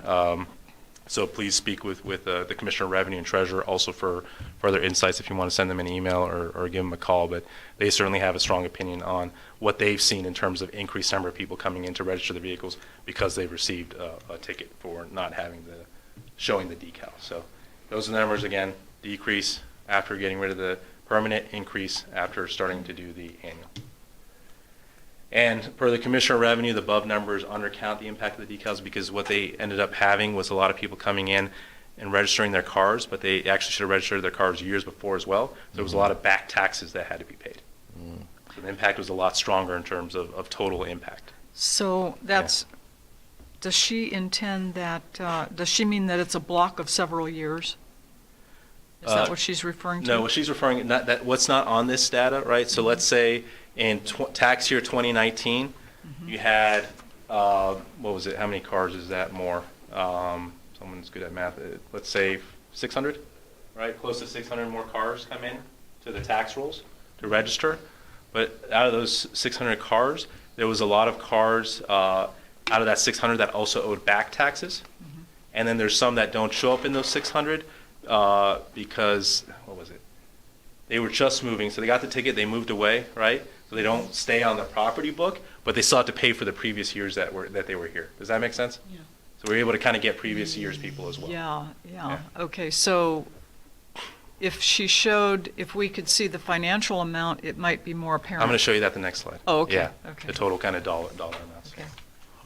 And in our budget, when you look at Appendix C, our budget spreadsheet, you'll see now that we actually show every single year, like back year. So we'll have a current year personal property tax revenue, current year real estate tax revenue, but then we also show tax year 2017 personal property tax revenue. So we're showing you each year how much we're collecting for back taxes as well. We've established what our total delinquency dollars are prior to understanding which vehicles need to be supplemented into those rolls. We've established kind of what our delinquencies are. We've placed them in our budget, and we're going after them each year, and that's why you're seeing a lot of revenue from back taxes as well. Okay. So moving on to this slide, this shows two different types of revenue streams. The personal property tax, which is the ultimate kind of tax goal that we have, is to improve tax compliance, and the motor vehicle license, which is the fee that you get charged for registering your vehicle. Does that make sense? And you get the decal by paying the motor vehicle license and the personal property tax if you owe personal property tax. Some vehicles, commercial vehicles, they only have to pay the motor vehicle license, right? I won't get into that. That's a Debbie thing, but there's rules behind that some cars don't actually have to pay personal property tax, so they pay the motor vehicle license tax. So here's where the numbers are kind of weird. So from a personal property tax standpoint, there's some good. So I'll start actually with the good numbers for both in terms of good, in terms of showing increased tax compliance, right? So you can see in 2020, as we ramped up enforcement pretty significantly, right? So the previous slide showed kind of general kind of tax collection efforts, and this shows revenues. But what's not reflected in there is that last year and a half dramatic increase in enforcement, and you can see the revenues from back tax collections as well as really increase the total revenues that we collected in tax year 2020, which is FY21. So when you're going to look at the FY21 budget closing that we're going to present to you in December, you're going to see a big number, that 4.5 million to date, right? These are still unaudited numbers. I want to caveat that with the tax year 2020 there. So because of the back taxes, the number on the previous page does not correlate entirely to the financial amount Correct. on the next page? Okay. Absolutely, yep. And yes. So the increase, the 4.5 million in revenue, you're saying that increase is attributed to people paying more of their more cars getting registered, and also those cars that we're now registering, they also had to pay previous years. Right. So it couldn't be because people bought newer cars, because you pay a higher price. No. Like I pay less for my old 2008 car than the new truck that I have. That's a part, I think, of every year, right? So if we can demonstrate that for some reason in FY21 more people bought new cars, I don't have that data, but that could potentially be that would increase revenue. It would increase revenues, absolutely. Yes. Okay. Yeah, absolutely. This in FY22, you're going to probably see more revenues because of increased assessments of vehicles because of the vehicle supply shortage that you're seeing globally. Yeah, so you're going to see that's more of an explanatory factor in 22 for any increase in revenue, is the assessed value, right? However, again, the police are taking a lot of people, and they're coming in, some of them are coming in to register their vehicles. And we're finding out about, in the central part of the city, you're probably not going to have a lot of back taxes, but throughout the rest of the city, you will. So that's a number that shows some effect between the annual decals and enforcement in the positive direction in terms of increased compliance. And then same thing with motor vehicle license. The two numbers that show some effect was, again, you get rid of the permanent decal requirement, you get less motor vehicle license revenue, right, which correlates to what we had in the previous table, and then you implement the annual, you get more revenue, so you get an increase. What I cannot explain, yes? So to explain, perhaps that $250 fine might be included in that for the motor vehicle license. If that's the case, this was implemented in 2019. It's not. Yeah, the tax no, the ticket revenue is not part of this. Not part of the motor vehicle licenses? No, it's not part of the revenue stream. Yeah, so that's why. So the 2018 number tax year and 2019 numbers make a lot of sense. They correlate with the table on the previous page. They correlate with what you're seeing on revenues. What I cannot explain is the following, and that's why, again, I just want to show you the information. I wish I had better information for why this happens, but our numbers, again, don't jive because we don't have full access to all the information, right? We're dependent on other numbers here. So the tax year 2020, that's money that was gained in 2019, right? No. No? So the tax year 2020 is FY21, Okay. last fiscal year. I got the other way around. Yes. Okay. So the first thing that doesn't make sense is the tax year 2018, fiscal year 2019, where we still had, the abolition of the permanent decals, why we saw an increase in personal property tax revenue, even though we saw less vehicles being registered. So that might be to your explanation, maybe more people that year bought newer cars. I can't verify it. I'm going to show you guys the data. So my story's not pretty here. It's not perfectly clean about showing kind of the positive impacts. The next one that doesn't make any sense is the decrease in fiscal year 21, tax year 2020, because we've had a lot of parking tickets and a lot more people per Debbie and Patty coming in, a lot more supplements added to the rolls. And we saw a lot more personal property tax revenue, but for some reason we didn't see the motor vehicle license revenue go up. And we had the budget meeting, and there was no explanation as to why. And I can't explain it to you, why that would be, because it's counterintuitive to the number of vehicle increases that we've had. So if you have more vehicles, all paying the motor vehicle license fee, we should have more revenue, but we don't. Isn't the motor vehicle license fee only for business or commercial vehicles? No, it's for everybody. Yeah, that's the actual decal fee. Yeah, the $25. So I would, yeah. License year, though, doesn't start until October 6th. License year starts October 6th. So maybe there's that few extra months there that's, you say your tax year for real estate property tax starts on July 1st. But the license year for the motor vehicle licenses starts on October 6th. Yeah, but why would we still see a I decrease? don't know, but Yeah. there's a few months difference, but they're not Yeah, apples to apples. but still, like it should actually be worse than, right? That should be even a higher percentage because the enforcement effort has just exponentially grown over the last few years. Yeah, so again, it doesn't make sense. I wish I had all the answers. I don't have access. I'm not privy to the full data, so I can't go into it. It might be those who are transient, or, for instance, renters, and not just in the central part of the city, because you have renters in east and west, just to increase the renters.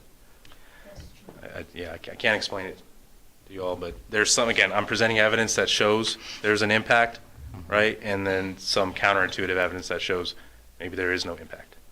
I have to show you both, because that's what the numbers are showing. So pros of reducing the fine, you're easing the burden on our residents from having to pay a pretty big, heavy ticket fine, right? So some people believe this is way too much, I can't afford this. You're easing that burden. So that's a big pro of reducing the fine. Perhaps you're going to improve some of the ticket delinquency numbers that I was showing you there before, because if it's maybe more affordable, maybe there's a greater chance that they'll actually pay it, right? Maybe some people can't pay it, and that's why they're, we have such, high delinquency numbers. So we have to consider that as a possibility, and why maybe perhaps reducing the fine makes some sense. The cons, again, as the resident who communicated with us this evening, there's a perception, and a lot of it's legitimate, which is why we ramped up parking over the last few years, and that's why we're ramping up code enforcement. The city just hasn't been doing enough when it comes to enforcement, and so we have a weak city enforcement policy, and by getting rid of this, we're just improving. You're going to definitely have more cars that don't have decals out there, and it's almost a step backwards, if you will. So the residents are going to think that now we've taken a step back, where we've just started making progress on getting more enhancements, especially now with the new parking enforcement officer and the visible vehicle that will roll out soon. We want to show some positive turnaround with that. Con number 2, definitely you're going to get some decreased personal property tax compliance, such as common sense and all analysis.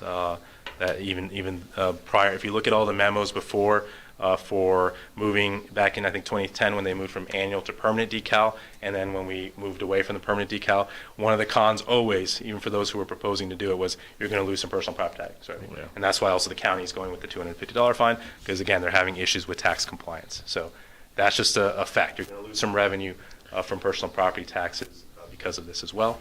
And then definitely you're going to lose ticket revenue, right? And that's, we don't, again, ticket for the revenue, but what the beauty of the ticket revenue is, it allows us to continue to reinvest resources into additional parking enforcement, right? So you're going to lose that revenue by reducing that fine amount. So I estimated roughly $200,000. You may have some price elasticity, where again, if you by reducing the fine dollar amount, maybe you'll get more people paying, but you're still, each per unit is going to be so much less. You're going to lose revenue.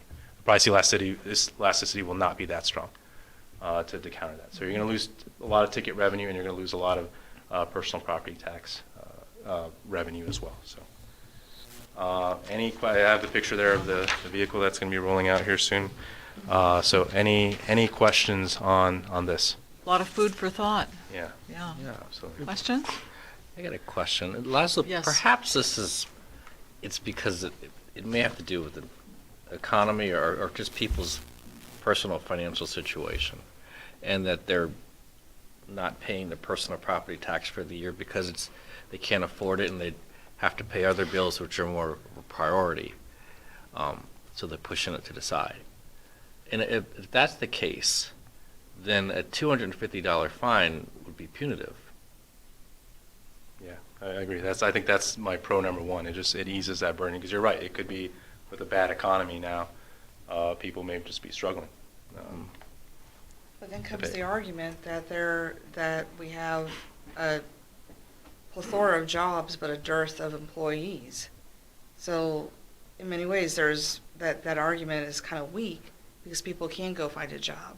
But we're in a working class community.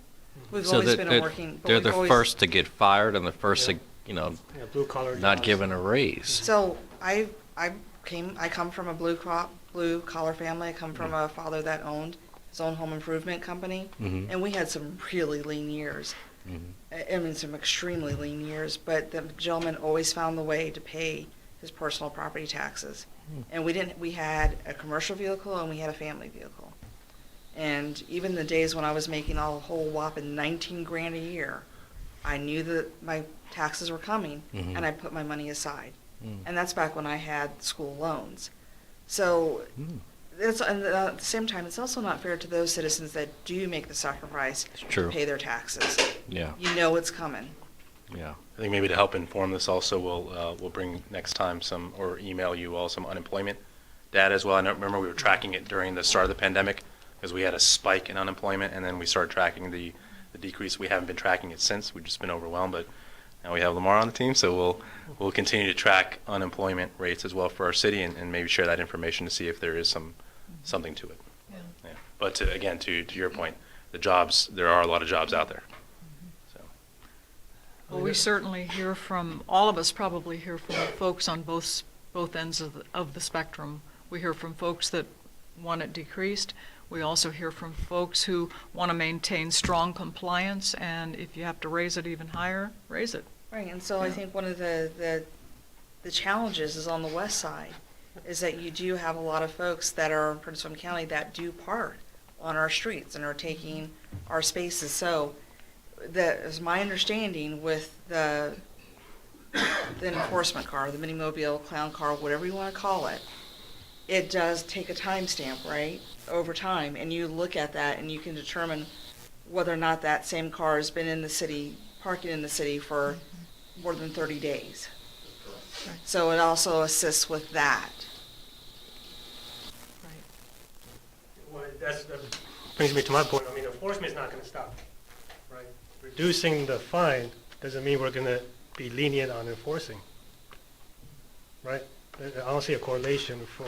Yeah, we'll continue to ramp up, continue to. Exactly, and I think provide more these tickets, yeah. numbers were the effects of ramping up on enforcement. Even for the Commissioner of Revenue Department, she sent out letters and court cases and this and that. So I don't see how, if we even think about reducing it, would affect the numbers. Perhaps not. So I think last time maybe when they went from 125 to 250, it's because we didn't have the expansive enforcement program.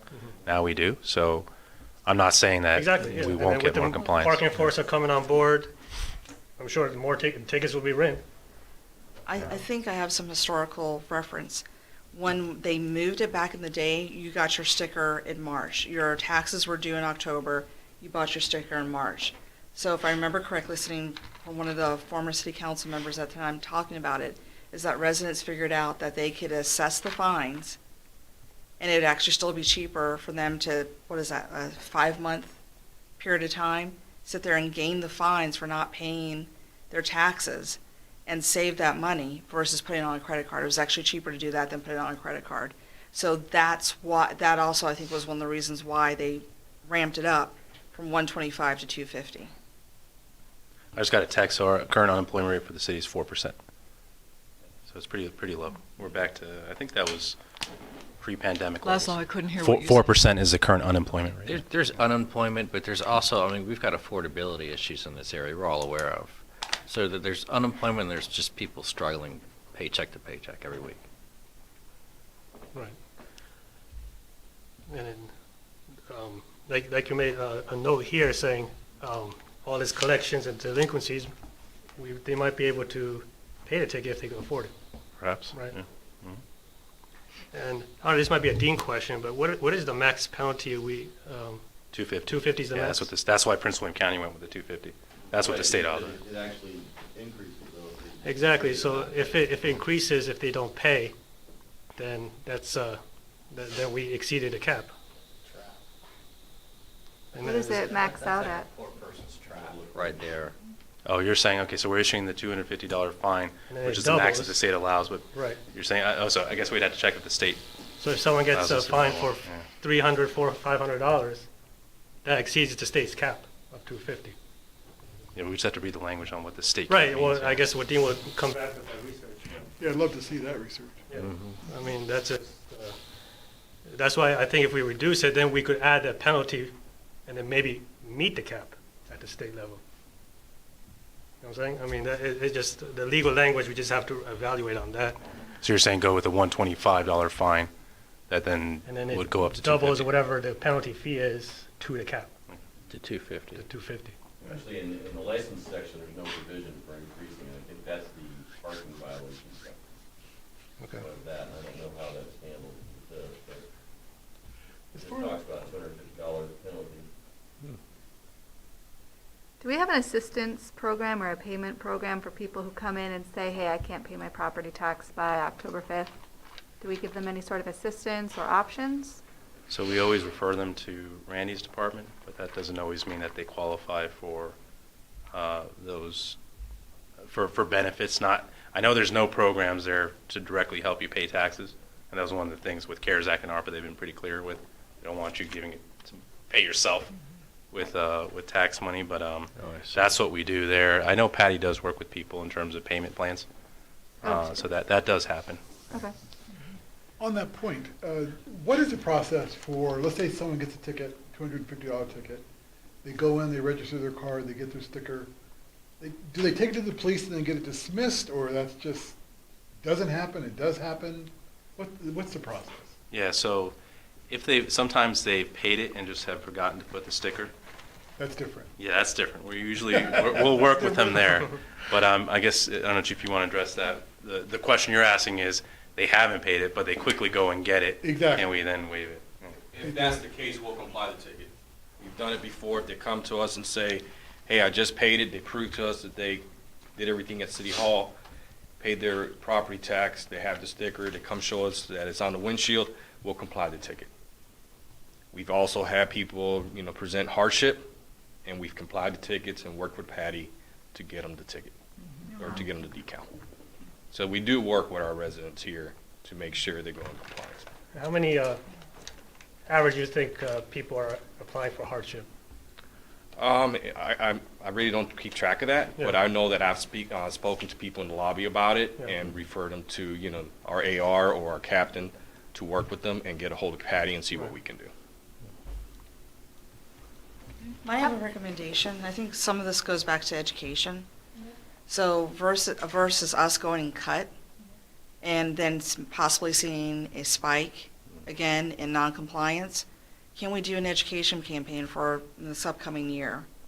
And then wait for maybe a year from now, 14 months from now, and then readdress it. You mean like the going, like what your group going to, like your committee going to the apartments? That's part of it. The other part of it is in the city itself. We'll have a better website at that point. Am I correct? Because that's coming on board here. Payment portal. Sometime this quarter, right? Hopefully November 1st. Okay, that's this Almost quarter. certain November 1st. Social media, Yeah. everything, the works. So there's, Yeah. Because it sounds more like people don't know. Yeah. Right? It sounds Yeah. like people don't know that little bit of Yeah. stuff. Yeah. They come to the city Yeah. and they don't know that. It's right, yeah, a big issue, yeah. Right. and that's pretty much what we're seeing. Start their car. Right, and that's pretty much what we're seeing on social media when it comes to the Yeah. complaints is, I didn't know. right. I didn't know. That's mostly what you get. They don't get the whole thing, I don't want to pay my taxes. They get, I didn't know I was supposed to Yeah. get a sticker. So at the Halloween event, we're going to have a booth where we're going to Oh, provide yes. a new resident guide, and We're going to point that out Yeah. today. That'll be We do more spooky. of that. Yeah, right. $250 fine. That's gonna be a Halloween. That'll be the scariest coup. They don't want. Yes. No, but to be We're fair, gonna dress as a ticket. to be fair, when we brought on the decals, we did a huge campaign, educational piece. A lot of residents knew about it. And we even delayed delinquency for almost 4 months to have people catch up. We were on social media, we were on door, we were, each of us talking to people. So the education piece was out there. Yeah, but how many people have moved here since then? Many. We got a lot Yeah, of transient. that's people. true. Yeah, we So it have needs to a be like- turnover rate. So we have a new move-in packet, Yeah. you said? We have this? Well, we have a new resident guide, New so resident again, guide. that will be, we're going to have in the About Manassas Park on the new website, that's going to be one of the call-outs is, new resident guide or resident guide, and it'll just cover all the information. And again, we can try to put kind of more banners about decal requirements and just do a little bit more in terms of our website of getting the information out and incorporating more with Patty with the, water bills and just Yeah, because having if that you as pay part of your our process. taxes, go to you the don't get the website. ticket. Maybe the Yeah. flashing So- signs that we put out there, get your decal. I think we've used that before, Have we haven't used the decal? Yeah, we put the, We should Well, use it again. What about when someone goes to pay their water bill, we automatically give them a, here, go get your decal? yeah, let me talk to Patty. I thought she was doing But something that like wouldn't that cover with the apartment people. No, True. but So then we that's would with have the to HOA. speak to the Yeah. HOA. Yeah. Yeah. So the other Yes, the yeah. other avenue is working through the local chapter of the realtors. You Yeah. know, I mean, it's been a while since I bought a house, but seems to me that's another avenue. Like, I don't know, Yes. who's bought a house here lately? It hasn't been me. I mean, yeah. Imagine there's something they gave you, right? the problem is some, All right, so then we could be A potted plant. to be honest with you, pardon? I think to be honest with you, sometimes they don't even know, like the new owners of the Point at Park Station, they thought they were in Manassas. Yeah, Oh, my goodness. yeah. So that's This is where a kind big of that- problem. Yeah, Yeah. That's kind of Manassas that. Drive runs right. That's why it's called Manassas Yards. And I have called them. Right. So then that's another part of that outreach, Exactly. right? Yeah. We've got, Yeah. I'm sure there's someone on your staff that can do that. I mean, the realtors, So you're looking at us then. Yeah. The school's just got a communications officer. If you wanna hook us Maybe up. you should just kind of cut down on your ideas here. No, but those are some different avenues that we can reach Yeah. out Yeah. through. And the people who live in the apartment buildings that are across from the train station, they think they live in Manassas Park. Yes, So- absolutely. Well, You they get can confusion pay all the us. way around. It's, yeah, Yeah. it's okay, They can yeah. come get a decal. Solve this thing. That's right. I have a question. Yeah. Do you know what the average cost per vehicle in taxes? I think when we assessed it, when we were doing the downtown analysis, we had about $250 is the average. We ran the numbers that year. For property tax? Yeah, for property tax, yeah. That was the average. My concern is that's going to go up greatly now. I think it's going to go up, yeah. Yeah, and then people are going to not pay it because $250 sounds way better. That's a good point, yeah. And again, that was, when did I do the town halls? That was back in December of 2019, I think. Yeah, it's been a while. And so we were looking So- at previous year's information. So I'm with you. I think the values have likely increased. So wait, so if we get a ticket for not having your sticker and you go pay the ticket, that doesn't forgive the liability to pay the tax. No, you can't, Exactly. you want to explain that, Chief? I don't think you guys, what's the process for ensuring that they register their vehicle? When someone pays the tax? So if they pay the ticket, they just pay the ticket. Right. If they want to contest the ticket, they have to prove to us that they registered the vehicle properly. Exactly. So we've had some people pay the ticket. I'm not sure if they made it to Patty's to register their vehicle. So they can still owe you taxes. Yeah, they potentially could, yes. And they could still get another ticket. And they can still get another Yes, the ticket. good thing is though with that, like we have the information now, we can hand it off to the Commissioner of Revenue to go that route of working with the DMV to then go ahead and make the tax assessment against them and send them the collections that way. And if I add, with the new system on this vehicle we're going to place, it's actually going to be able to give us the information that we can provide Patty that this vehicle is in the park and they reside here, and she can go ahead and bill them for taxes. Okay. Debbie would. I mean, Debbie, I'm sorry. Debbie would Yeah. register or would come up, add them to our property rolls, give them to Patty, then Patty would Yeah. then send them It's to a the bill that says your vehicle is registered, is residing in the park, you need to pay your property tax. And doesn't it also affect your license if your taxes aren't paid? It used to back in the day. Does it not do that anymore? Like, Or you would get your DMV license stops? suspended, yeah. I have to check with Patty. I know she was doing DMV stops. I don't know if the state stopped our ability from doing that anymore. Let me check. I with her think it again. might It's only have. happened. Yeah, I think it might have, But I yeah. know we were doing that aggressively. Yeah. When we first went back to the annual decal. Yeah, if you didn't pay your taxes back in the day, then you would lose your license. I know we Yeah. still do it through parking though. If you do not pay your parking fines, we could do a DMV stop. Okay. Because there's a fee that's assessed to that parking fine Okay. for not doing that. So you do turn them into Debbie? Yes. Okay. So if there's no DMV stop anymore, there's really, again, you're not incentivized to pay that ticket and to pay your personal property tax. Only thing I will say is when we have the payment portal up and running, which again, we're still working on, and people can pay 24/7, then we can actually, what is it called, boot and tow? Yes, sir. For multiple violators, so Yes. for repeat offenders. Oh, so That's you- gonna be another tool that we're gonna have at that time. Oh, But you have to have an ability for someone to pay it, at any Within time. time. versus Okay. delay. How repeat is repeat? Do you remember what it was? Is it three tickets? I think so. More than 60 days? More than 90 days. More than 90, so three tickets that are more than 90 days, yeah. I think the highest we've gotten was $3,000 since the held us in fines. Well- And we ended up towing this vehicle, and you paid the fines. So. Yeah. So do you do that just like on that show, Parking Wars? You have someone drive A around? little bit different, but. Okay. I Yeah, can see I've what seen you that show. said. We Okay. tow a truck out, and then obviously report it to our dispatch center, so when they call, looking for their car, we let them know where it's at. Okay, thank you. Okay. Chief, let me ask you a question. Your license plate readers that you guys have mounted, That we will have mounted, yes. will have mounted, couldn't that determine if the car is registered with the city or not? Yeah, that's the information that we'll be able to provide Right. Patty. So, I mean, City of Alexandria, they did away with their decals and started using license plate readers. Yeah, we'll be able to improve enforcement, but where decals are helpful is there a signal to residents Yeah. about whether we're actually improving enforcement or not, and they can actually call us, which happens, hey, these cars don't have once we get rid of that sticker, Right.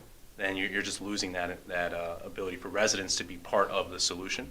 That's why we wanted to keep it even with the license plate readers. But also those stickers help, like, our officers and our parking know enforcement if- to know, yeah. to do a little bit more investigation, why this car is parked in our city Yeah. without a decal. Without the decal, I think the default for a resident is to assume that that person does not belong here. So, I mean, I guess the argument I'm hearing is that if the fine is reduced, the fear is that our tax compliance will increase, or, I mean, Go down. will go down, I guess.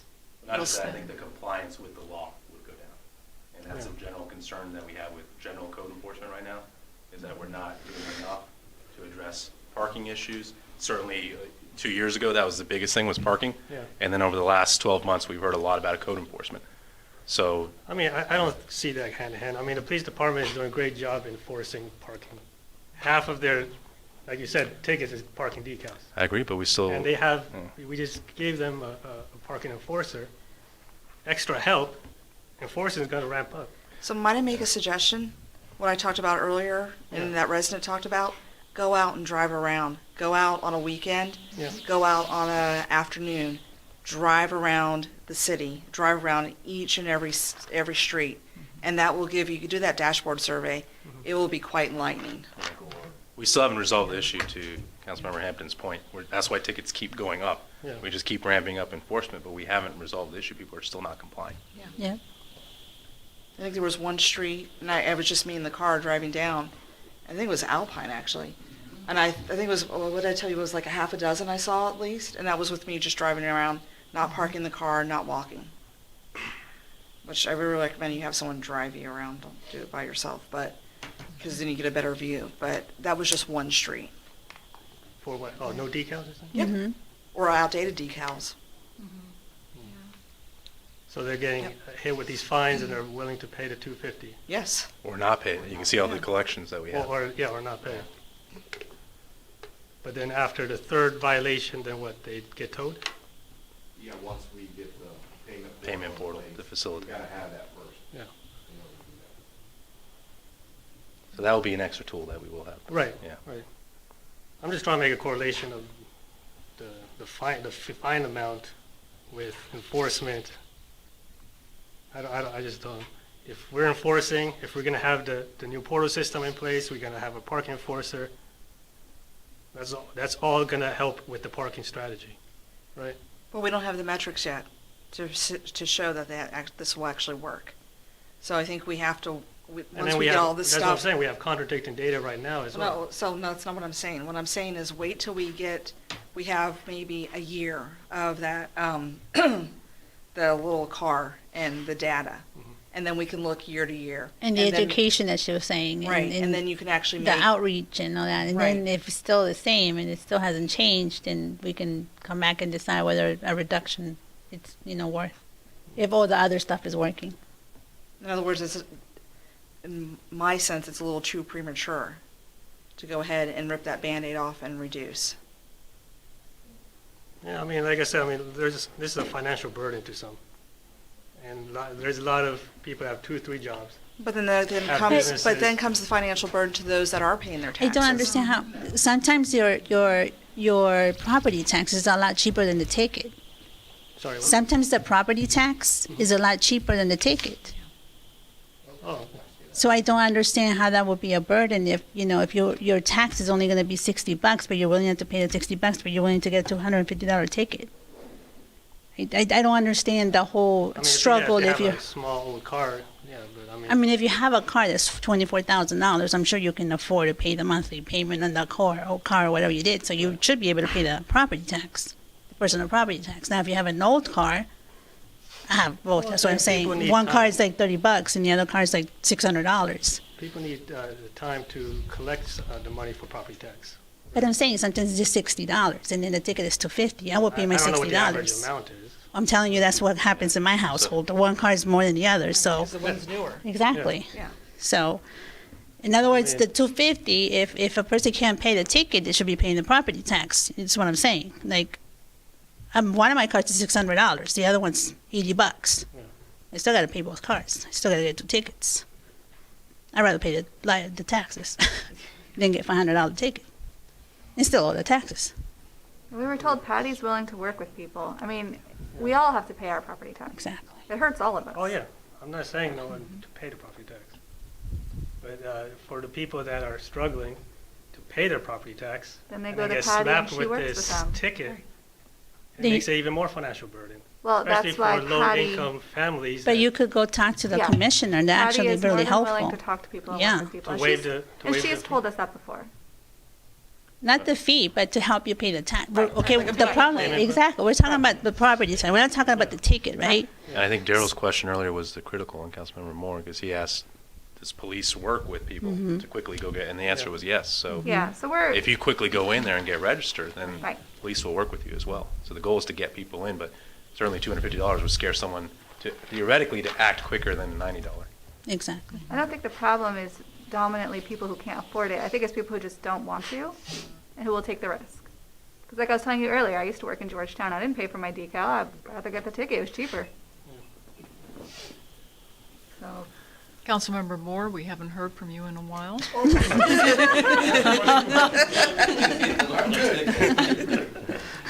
I'm sorry, what? It's a good debate. Okay. Good discussion. Yeah. watching. How are you We leaving? just need some popcorn. I'd like to get some information back from our city attorney about the doubling of the fine. That has a concern of mine. If it goes from 250 to 500, that's another situation. Yeah. So he needed to do some more research on that. So when he comes back, that's a concern that I have. Okay. Maybe it should be 125 and then doubles to 250. Because I think 250 to 500 is a lot of money. Or just flat lines at 250. Or flat line Yeah. at 250, right. Yeah. But- So I need some more information to come back and make a final decision. Okay. So, Vice Mayor Bailey? clarify, so if you just did one $250 fine, what's to stop them from just never paying that? Then, are they subject to another? I think we should double. I think we should maybe do 125 and double to 250, and maybe even double again. But to go from 250 to 500 to me seems like a huge leap. In other words, we should have a lower fine or double if they don't pay it. Because then there's an incentive for them to pay it sooner than later. Right. Well, wouldn't they go to collections anyway? Even if it was 250 and it flatlined, wouldn't they go to collections or get towed anyways? So that's their incentive. 90-day period. So that's the incentive right there. We don't need to double it. And they would get another ticket, right, if they haven't complied, if they still have a car there parked on the street. And After a then- month. 30 days. Yeah. Yeah. Yeah. So there's the doubling right there of another ticket. So So let- I'd be fine with Well, 250 and just keeping it flat. Well, then there's no incentive, like you were saying. There is incentive. There is If it's incentive. Another Tow, ticket, yeah. you're gonna get towed. The you're gonna get accumulation of infraction. tickets, they're going to get towed. In essence, you can have up to $750 worth of tickets. But we're getting rid of the doubling Before of you the get towed. 500. Yeah. I agree with that. I just have to check with the software, though. Let me get back to you on the complexity, because Okay. other tickets would double. Sure. So I have to make sure that our system allows for decals not to double. So let me, if you want to jot that down, we need to talk to Trevor and Sid to figure out the mechanics of that.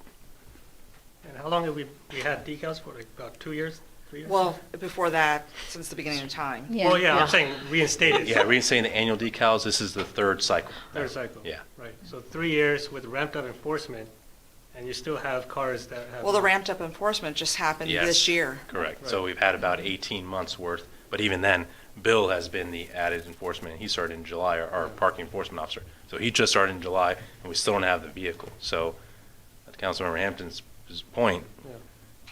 maybe we should see if we're going to make an impact or not through just expanded enforcement, because we're doubling tickets just from that one position. If we decide to see, we have to also implement the education component. Which is leading, over Palisades and other areas that are in the center of the city.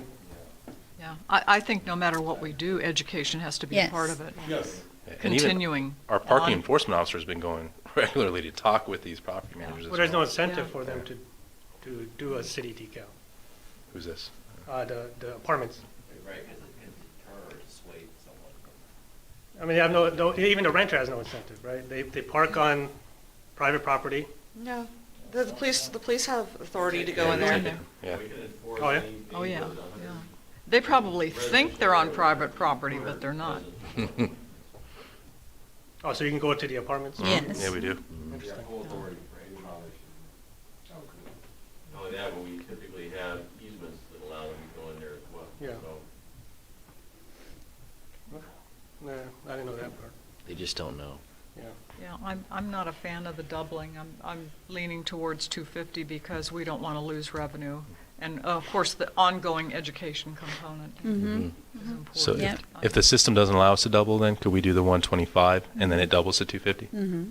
If- Okay, like For Daryl systematic. mentioned, or Yes. Councilmember Moore Okay. mentioned. We'll all go with that, Just sir. from a systematic is to play with our Tyler system, I'm worried what it could do in code, but we have to check if it's feasible or not, if it's an easy change modification or not. Okay. Any other comments? Okay, Great discussion. So we'll look up Yeah. those final items and we'll bring back an agenda item based off this discussion. Okay. Either have that option of the flat 250 or the 125 that doubles. Sounds good. okay, super. Thank you. City Attorney, I don't think we have no closed session. Thank you. Is there anything else for the good of the city? Yes, ma'am. I'd just like to encourage everyone to come out to the Latino Heritage Festival this Saturday at Costello Park. It's going to be a great time and great fun for everyone, so come out. 11 to 5. 11 to 5, Costello Park. Okay, thank you. If you would like to come and say a few words before we start, that'd be awesome. I'm sorry. If you would like to come and say a few words before we start, that would be awesome. Oh, I would be honored to. What time Thank do you you. want me there? 11-ish? Okay, super. Thank you. Okay, anything else? Okay, do we have a motion to adjourn? Moved. All in favor? Aye. Opposed? Abstained? Motion carries. Thank you, everyone.